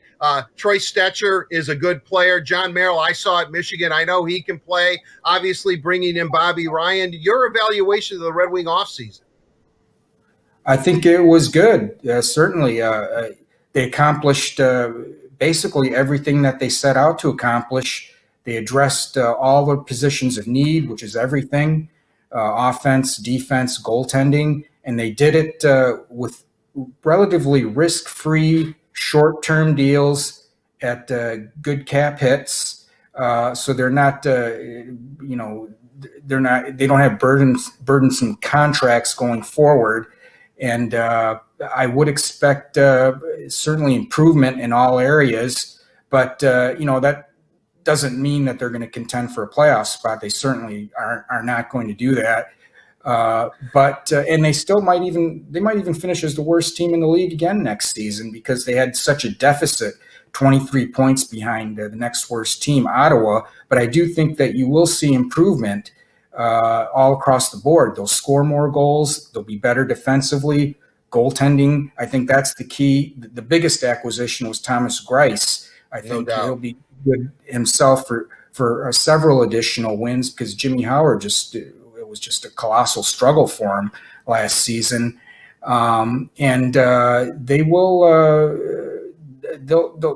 they've got more NHL players now than they did last year. Do you see anybody surprising? Do you see Rasmussen, a Giovanni Smith, Gus Lindstrom just gets better? I mean, I know I'm asking you to put on your soothsayer cap here, Ansar, but do you see somebody maybe being that surprise player that Steve alluded to? No, not really. I think this is an unusual season, because of the pandemic, and they've got so many of their prospects overseas. And, Yzerman indicated that most of them will probably stay there. It'll be a question of who they bring back when training camp starts. I could see them bringing back Zadina, certainly. Mo Seider, he's playing in Sweden now, off to a good start there. I don't know if they would bring him back before camp, but other than that, I think they'll keep Rasmussen there. Some of those other guys, maybe they'll bring back Lindstrom, but I don't see any real surprises as far as anybody that's not been talked about or that hasn't gotten a chance last season of making this roster, because their roster right now, even without some of those prospects, is pretty crowded. Right, it's pretty deep, and we keep Matthias Bromia, the guy from Sweden. We forget about him, who is also playing pretty well. And I mean, they wouldn't have signed him without giving him an opportunity. So you're right. I mean, if you really look at it, this Red Wing lineup is almost set. Yeah, and the other thing too is that plays into their thinking is there going to be an AHL season? There's so many unknowns right now. And if there's no AHL season, which they probably can't start if they can't get fans into the stands, and that certainly would mean that, again, to what Yzerman said, that those guys are going to be staying in Europe. Right, exactly. Ansar, unfortunately, we're going to have to end it there. I do appreciate your time. We're buddies. We've been friends a long time. I think you're one of the best beat writers I've ever been associated with. I mean, when you on the beat, it doesn't get better than Ansar Khan. Really appreciate your time. Thank you so much for joining us on Downtown Hockey Town. And Ansar, we're going to have you on again very, very soon. Thank you. Thanks, Art. I appreciate all your support and your kind words. That'll do it for this edition of Downtown Hockey Town, brought to you by Labatt Blue Light, refreshingly Canadian Pilsner. Visit your local retailer. Win safe to pick up some Labatt Blue Light. Thank you, Art. And of course, another thank you to Ansar for joining the Word on Woodward for the first time. He will definitely be back soon. And now I'm going to toss it over to Art for today's headliner. Thank you, Danielle. It is time for today's headliner presented by Miller Lite, and it gives me great pleasure to introduce, and I think he now holds the record for most appearances on not only the headliner, but the Word on Woodward. It is the one and only, the voice of the Detroit Tigers, the television voice, and he's got a great-looking beard. Either he's like me, either has a cold sore, which I'm not supposed to talk about, so I can't shave, or he's decided to grow a beard. So Matt Shepard joins us. Matt, how are you? Yeah, growing it just a little bit here, Art. It'll be shaved tomorrow, but I decided, you know what? Why not just go with it today? I'm glad I've taken over Dan Dickerson for the most appearances. I hope it continues. How are you, my friend? Well, I'm doing well. I hope you're doing well. I mean, it's between you, Double D, or Kenny Cal. I mean, you guys are definitely. Jason Beck is honing in also, but anyway, it's always all right. That's good company. That's really good company. Yeah. Hey, friends of the show, right? I mean, when you guys are on, we live up to the wow factor of the Word on Woodward. So, which we all call wow. It was a great interview with Ansar. I love listening to his insight, and I always enjoy the hockey talk for sure. Well, I know you do. I know you do.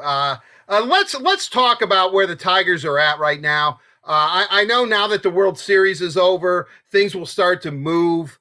When you look at it, and I just asked Evan Woodbury this question, but it seems to me, I'm so entrenched in the Red Wings, as you know, for years, but I'm really amazed at how both organizations seem to be in the same spot as far as philosophy and their rebuild. Maybe the Tigers are a little bit ahead. They have some players that look like elite level. Red Wings have a couple of guys, maybe prospects that could be elite level. But I guess my question is that at this point, this is still a rebuild. Don't expect free agency, Al Avila, to blow up the bank, that this is still a process. Look for guys to come in here, 1 or 2 year deals, maybe at the most. Yeah, he's not going to do what Steve Yzerman was able to do. He's not bringing in Thomas Greiss. He's not bringing in, Bobby Ryan or a John Merrill, all really good signings, I think, from Steve Yzerman. But he does have some holes that he's going to need to fill because, let's face it, C.J. Cron, Austin Romine, Jonathan Scope, Ivan Nova, Jordan Zimmerman, all free agents now are. Now, and I know what people think about Zimmerman and Nova, but those are 2 pitching spots that you have to now account for. I know what you may think about Cron with the early season injury, but look at what happened, when he went out. I mean, they lost the middle of the order type of guy, and you've got notable free agents up there, and those are big name free agents. Who wouldn't want JT Realmuto? Who wouldn't want DJ LeMahieu? Who wouldn't want George Springer? I've always been a proponent of Jock Peterson because he's a left-handed power stick. He's still young enough. He can play the outfield in a couple of different spots, a corner spot or a center field spot. Does have a tendency to chase a little bit, which should concern you, and the strikeouts are there as well. But, there's going to be names out there where the Tigers can fill some of those holes. I doubt it will be at long-term deals, though. DJ LeMahieu, obviously the local guy. We know if the Tigers were to sign him, Brad Galley would be doing cartwheels, from his home wherever he lives in Birmingham all the way down Woodward here. Any kind of possibility. I mean, because he's really turned into a premier player. Number one, he's from here. We always hear about the hometown discount. Does he fill any kind of need? And it sounds crazy, I would say that, but where the Tigers are at, does a guy like DJ LeMahieu make sense?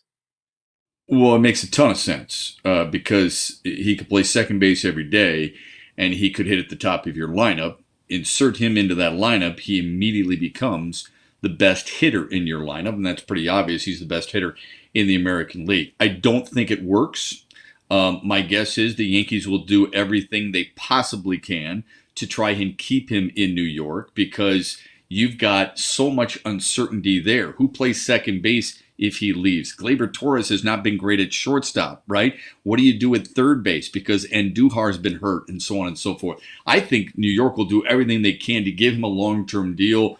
People I've talked to say they like DJ LeMahieu likes it in New York. Remember, he's north of 30.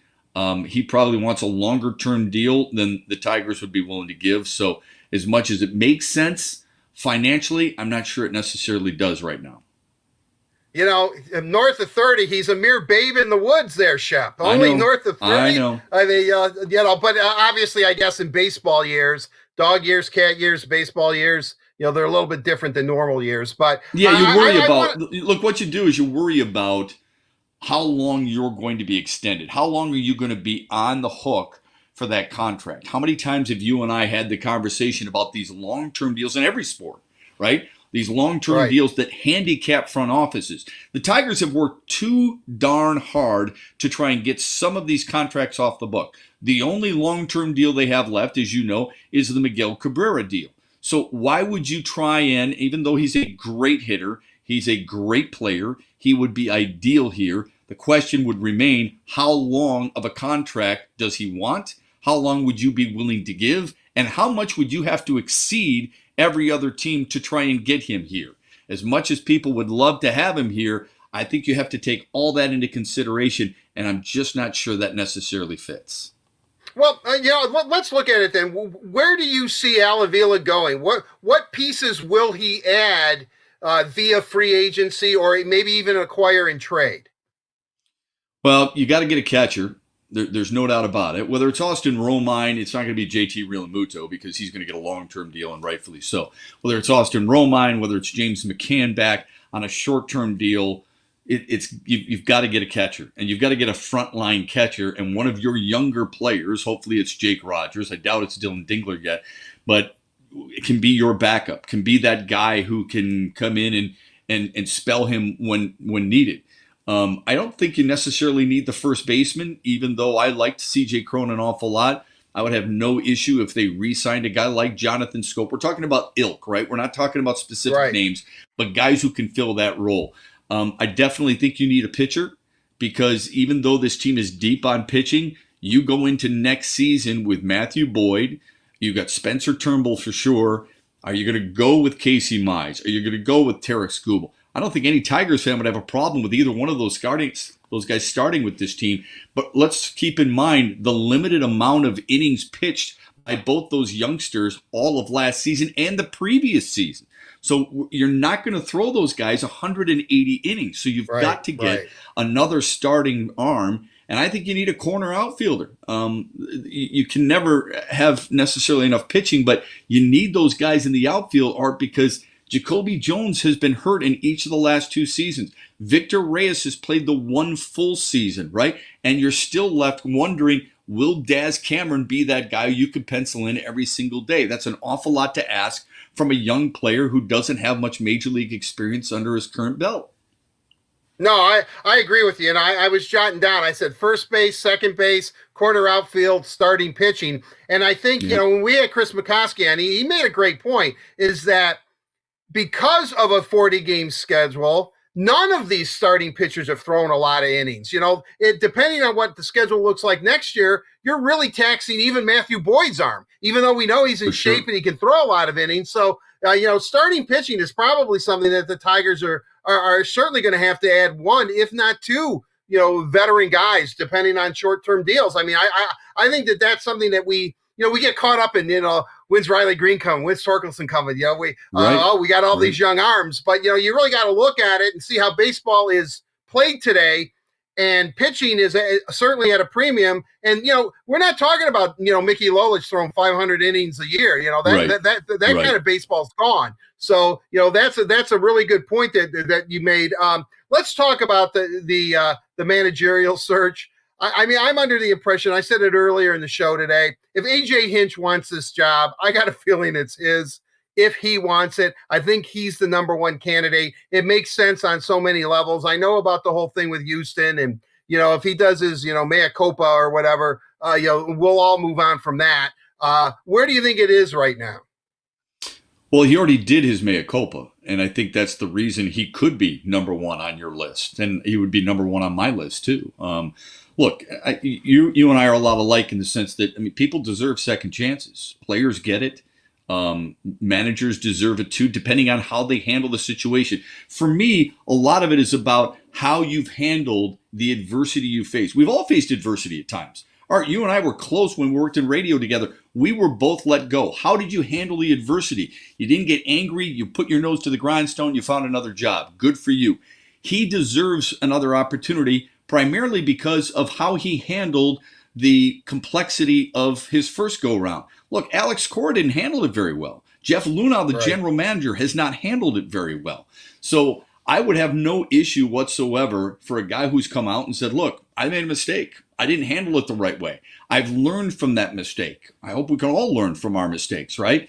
And I just think if you're looking for the checklist that Al Avila has gone over of what he wants in his next general manager, I think AJ Hinch might be the only guy on the list we've read that checks every single box. And I'm not saying he's going to get the job, but I'm excited that Al Avila was willing to talk to him.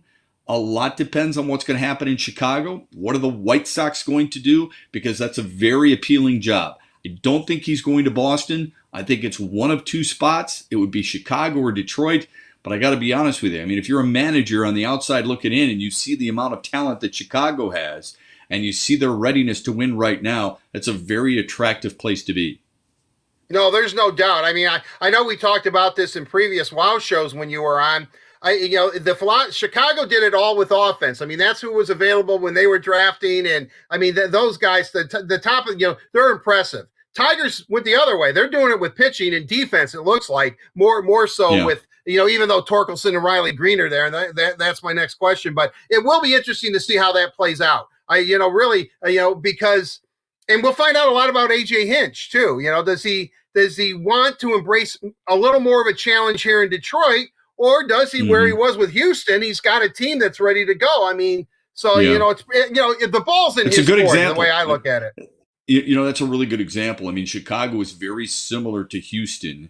They're obviously ready to win, and they made the playoffs this past season. When AJ Hinch got to Houston, they did not. But they're very similar in terms of talent, what they have up and down that order to what they had in Houston. And Chicago also has a pretty darn good farm system as well. The challenge for Detroit, I think he would embrace, because he sees, like you and I and most people who follow this sport, see the young players that are starting to mature and that are going to be here eventually. And it's not just as much as you and I like Riley Green and Spencer Torkelson. It goes much deeper than that. Al Avila, David Chad, David Littlefield, Scott Place have built a very deep, and I know some people think it's top heavy, but a very deep farm system. We're talking about guys that not necessarily always roll off your tongue. The Bryant Packards of the world, right? The Ryan Kreidlers of the world. Guys who can play, guys who are going to challenge some of these younger players to make the other guys better. They're pushing. They want to come hard and they want to come fast. And I think AJ Hinch recognizes that Detroit is getting some depth, and they're getting some guys who are right around that in the next couple of years, ready to start helping this team out. Now, if it's not AJ Hinch, where do you go? Do you need some experience along that bench? Do you need experience from a very successful organization, whether it be a George Lombard, for example, or a Marcus Timms, two teams that have made the playoffs on a regular basis? Is there enough of that type of feel and experience to overcome what they lack from the other candidates in order for Al Avila to hire them? Well, I would look at it, and I'm certainly not telling the Tigers what to do. I love Marcus Timms. I loved him as a Tiger. His time is going to come. There's very, very interesting names. I guess where I would look at is that the next manager has to have a grasp of how to handle a young pitching staff. I think that would be very important. And if he doesn't, he knows a pitching coach, and I'm not throwing anybody out the door, that he has a handle on who he wants to bring in and handle that pitching staff. I think that that's very, very important, especially with the way when you look at where the Tigers at, and we're not even talking, Skubal and Mize, Faedo, Manning, Franklin Perez. Hopefully he comes back from injury. He could still be, maybe the star of that. What was it? The Verlander deal? I'm just saying that. Yeah, I that think was a Verlander deal. Joey Wentz is a very talented pitcher. You're right. But I would say this. I would say this. Any coach, any manager right now, for example, Don Kelly, right? Don Kelly has been interviewed by Al Avila reportedly. He knows exactly who he wants. I mean, it's like a head coach. When Jim Harbaugh went to Ann Arbor, don't tell me he didn't know the offensive and defensive coordinators that he wanted. When Mel Tucker was hired by Michigan State away from Colorado, he knew who he wanted. Those managers, much like athletic directors, I'm sure they open up a drawer in their office and they've got the names on their list that they would like to be the primary position guys. They need a pitching coach. They need a hitting coach. They need a bench coach. Will they carry over certain guys? You and I have had this conversation. A Ramon Santiago, for example. Absolutely. I think there's plenty of guys. Jeff Pico is a bullpen coach. There's plenty of guys who could stay on, but there are three primary guys every manager's got to have, and it's usually his own guy. Pitching, hitting, and usually it's your bench coach.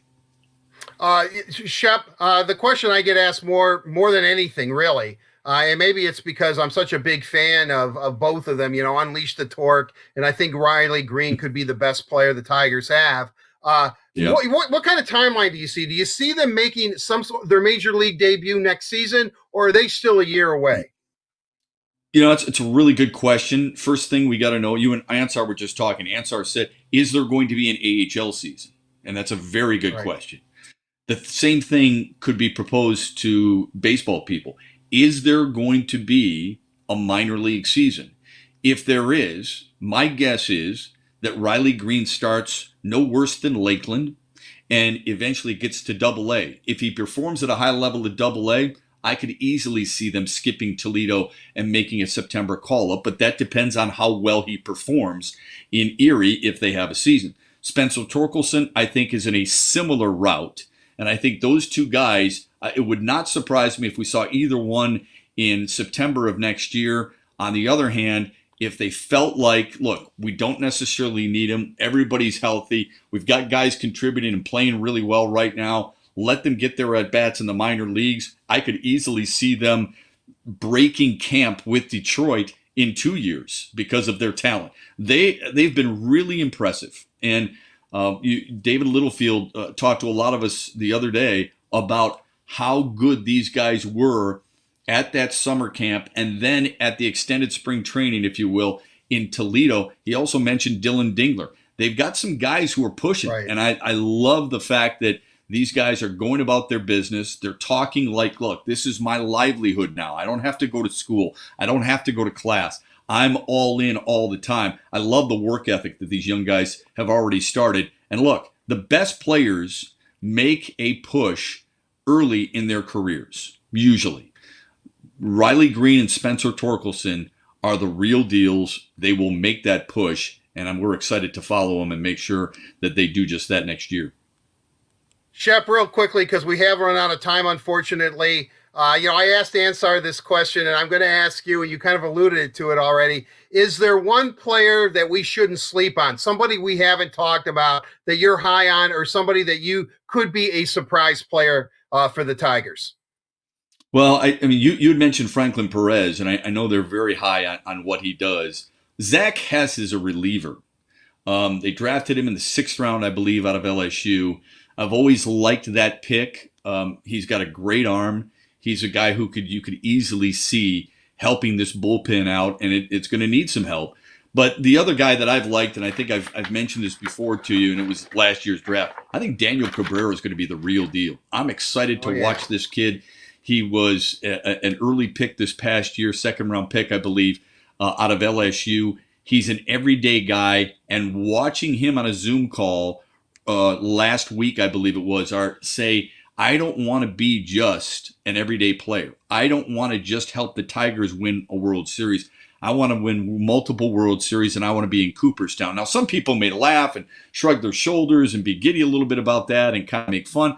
I think it's great to have goals, long-term and short-term. Shoot for the sky and dare people to tell you no. And Daniel Cabrera is that type of guy. You know, I've always said it too, Matt, is that I like the bravado. I like when a kid stands up. You know, I can remember, I think it was Anthony Mantha, his first Red Wing camp. It was like, well, what are your expectations? I'm going to make the Red Wings. I mean, that's what he said. He's 18 years old. I'm going to make the Red Wings. Yeah. And people are saying, oh yeah, what a dreamer, especially with the way the team was, still had some really heavy hitters on the club at that time. And I said, what are you talking about? I'd rather have him say that. I want him to say that. That's the type of player you want, right? A guy who says, look, the sky's the limit. I want to win multiple world championships. I want to be a Hall of Famer. I mean, that's why I'm playing the game. Sure. It's crazy. I can go on about it. Shoot for the stars, man. I mean, that's what you're supposed to do. I mean, why would you want to settle? Let him go. Do it. Right. I agree. You know what? They're telling me I've got to shut up there, Matt. So thank you for joining us on the headline. You need more time. You need more time. That's the problem. Yeah, I never have enough time. Never enough time in the day for me.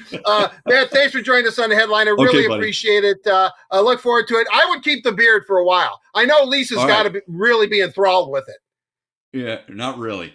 Trust me. Not really. All right. Thank you very much, Matt. We'll talk to you very, very soon. That'll do it for this edition of the Headliner, brought to you by Miller Lite. Miller Lite, the original light beer. It's only 96 calories. It tastes delicious, and it is available for delivery. Daniela, back to you. Thank you, Art. And if you're not right, there's never enough time for you, Art Regner. Never. But Shep, as always, a pro. Thank you for joining us, and we will definitely be having him back soon. Now we are going to get into Let's Socialize, presented by AAA, and of course, bring in Carly for this one. Carly, I know you've got some questions for Art and I, so maybe we can fill Art's time in Let's Socialize. Well, for the most part, they're Halloween questions. Oh my Lord, Carly, I can't look at him. What? Oh, I have a window up. Oh my. You were blocked by a window by my team. I couldn't even see him at first. I was about to hop right in. Ladies. I am Frank from Fenton, and I have possessed Art for this segment. Oh, it's freaky how there's hair coming out of your eye. But first question is for Daniela. I'm just going to move this right along. Daniela, one of the fans wants to know, what is your favorite Halloween candy? Okay, well, I'm going to pull another Art where you list quite a few. You don't just pick one. But I have to say first, I am not a fan of like candy. And I think you both know this. I don't like Starbursts. I don't like Skittles. I don't like Airheads. No Sour Patch Kids. Not my thing. I like chocolate all the time. So Reese's and Twix are my top two. I really like Kit Kats as well. I really like Snickers. I love 100 Grand. I love Butterfingers. So yeah, I have a chocolate problem if you haven't figured that one out. So you like candy bars? Yeah, I like chocolate bars. I like them all. Yeah, I like every candy bar that's ever been made by mankind. It's true. I'm fidgeting here because I have a prop for my next question. Art, it's for you. All right. Call me Frank, please. With Daniela. Daniela mentioned this earlier, but Art, what are you going to do with your cats for National Cat Day? I have mine right here. This is Mia, so I'm going to give her a little bit of love on the show today.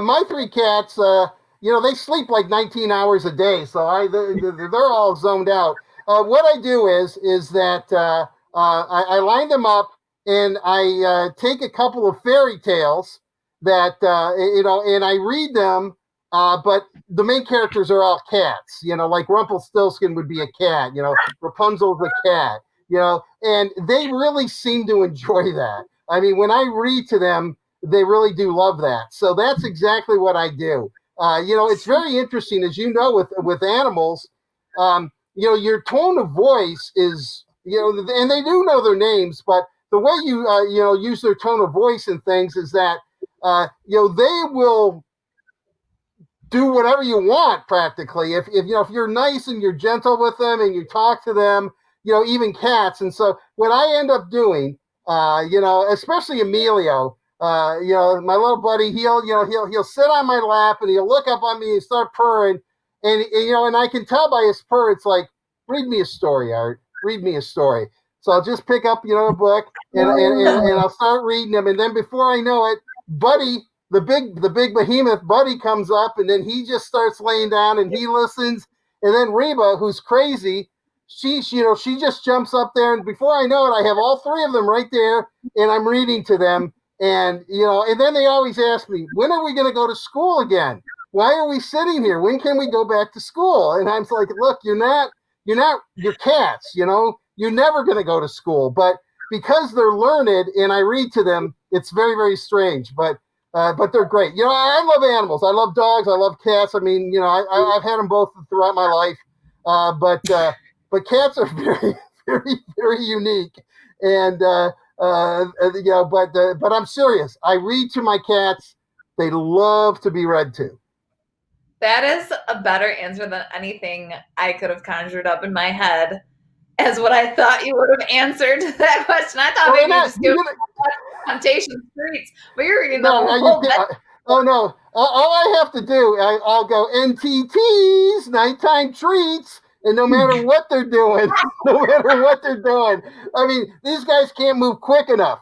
They just can't move quick enough, Or also I'll go, kind of, because it's Halloween, like kind of a Dracula thing, it's like treats of the night, and they get all worked up, because it's your tone of voice, Oh man, they love treats, they're treated out, they love them, and Temptations by far, the double stuffs, they're great. Temptation. If you want to get to a cat's heart, give them a Temptation, or a Friskies little wet food can. Maybe that's Friskies. Well, Fancy Feast is a good one. Friskies, the party mix, because they're partying cats. They love the Friskies party mix too. The most riveting conversation we've had on WoW thus far. All right, I don't even know how I'm going to transition after that. We have one more question. Quick answers. We only have 7 minutes left. We'll start with Daniela. Fan wants to know, how big do you think Bertuzzi's next contract will be? As we know, the contract he just signed is a 1-year deal. Well, that definitely depends on what he does this season. You got to take off that mask to answer this question, because I don't want you on the show. Excuse me, my name is Frank. I'm from Fenton, and I possess art. All right. Anyway. So yeah, I think Tyler Bertuzzi's next contract will definitely depend on what he does this year. As we know, he's had 2 really nice seasons, 21 goals in each of those seasons. Last season, he probably would have had more than 21 if they were able to finish out the season. And he is getting the job done. And I think we talked about that earlier in the Big Three. He has been improving every season, and he plays every contract like it's 1 year. So he has the right mentality. He's been getting the job done. So I think it really depends on what he does this season, but I would expect it to be longer term. And I think we're going to have to see what Anthony Mantha gets as well, and maybe if there are any other contract extensions, but it really does depend. But I would expect it to be at least 3 years. Next year he would get a 3-year deal. Does that make any sense? So yes, I would assume the next contract would be 3. All right, 3. Art, what about you?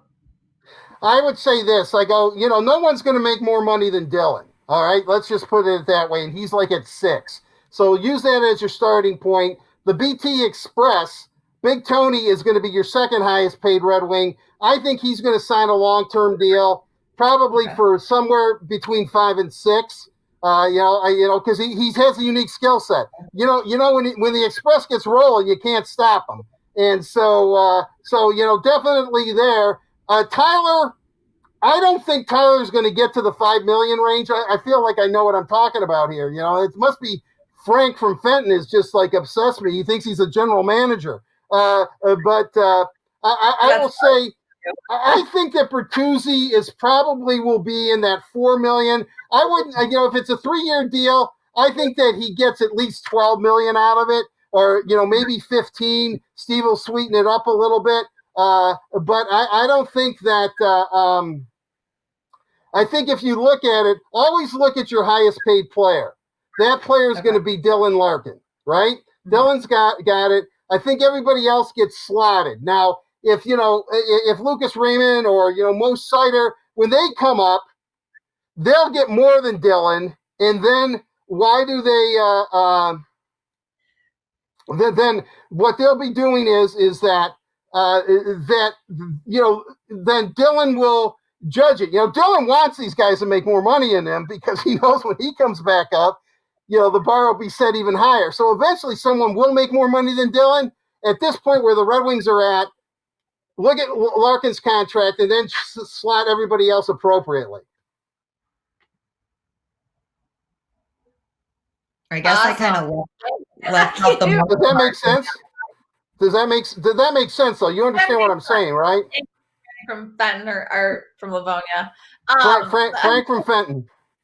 And as we're talking about Art's look, I do have to mention that Art has been the only host to stick with the pink for Breast Cancer Awareness Month, October. So this is the last show. Art will be wearing his amazing pink shirt. We'll miss it dearly. We should probably get it framed for the Wow Museum. But that was for Breast Cancer Awareness Month. So just had to give a shout out. And I have my Red Wing pen, the logo with the ribbon, pink ribbon. Yes, Love it. All right. Last but not least on Let's Socialize. Of course, as we know, Halloween's a couple of days away and we're all carving our pumpkins into jack-o'-lanterns or whatever you want to carve it into. The Detroit Red Wings did tweet some awesome DRW stencils, so you can go print those off. I actually don't have a printer here, so I don't know how actually, I think I do. I have to dig it out of the basement. So I'm going to be printing one of those and carving a pumpkin tonight. But Danielle, we'll start with you. What would you be carving into your pumpkin? Oh, man. Well, okay. Just because I've got to stick with the Spartan theme today, and I have faith in my Spartans that they won't embarrass themselves on Saturday, I'll carve a Spartan helmet into my pumpkin. Love it. Will you be carving tonight? Or after? One's Devil's Night? Tomorrow night? Yeah, yes. It's Devil Night's the day before Halloween. Maybe put it out on Halloween. All right, Art, what about you? Or Frank, whatever. Thank you. Thank you for calling me Frank. I appreciate that. I'll tell you what. I mean, I would probably, I get kind of artistic and, I'm a great jack-o'-lantern carver, and but I'm thinking that I want to go with that Red Wing theme, kind of, and I would start off with a player, and it would be like Gordie Howe, who, by the way, got his 1,000th assist today in this day in Red Wing history, and today's the first day that he ever wore number 9, by the way. He used to wear 17 originally, but they traveled by train. The old story is 17 was the upper bunk on the train, 9 was a lower, and he wanted to sleep on the lower bunk, so he changed to number 9. Now that number is iconic in all of sport, especially in the NHL. Anyway, it would go from Gordie, and then I would morph into Steve, from Steve to Nick, and then to Dylan. So it would be kind of a 4 mosaic, but it would go all the way around the pumpkin. So, people would look at it, so you would almost have to twirl it, or I'd have to get it on one of those Lazy Susans that is electric and have it turn. That's the way my pumpkin would be. You're gonna carve that. Dying to see this. Yeah, or like usual, I'll pay somebody. Wow, you're really getting into your pumpkin carving. I usually just carve a pumpkin so I can bake the pumpkin seeds and eat them. That's pretty much why I like to carve pumpkins. That's all I have. Baked pumpkin seeds are delicious. They're delicious. They are delicious. It's 1:59, so we're going to wrap it up. Happy Halloween, everyone. Enjoy. Don't eat too much candy. Frank, thanks for joining us on the Word on Woodward today. My pleasure, Carly. No comments for you sometimes, Art, Frank, Art. I don't know. Thank you to AAA for presenting Let's Socialize. AAA says thank you with free roadside assistance for first responders and healthcare workers fighting to defeat COVID-19. You protect us by going to work every day. Let AAA protect you on the way there and back. Guys, we have come to the end of another edition of the Word on Woodward presented by Rehmann. Make sure you're tuning in every Tuesday and Thursday, wherever you're watching. Like, subscribe, turn on your live notifications so you don't miss a single second. We have a show coming up again on Tuesday, and we want you to enjoy your Halloween. But if you missed anything on our show today or any of the past shows, make sure you're checking out the Word on Woodward YouTube page or listening to the show as a podcast on Google Podcasts, Apple Podcasts, or Spotify. Again, thanks for tuning in. Happy Halloween, and we'll see you on Tuesday. Oh, and go green.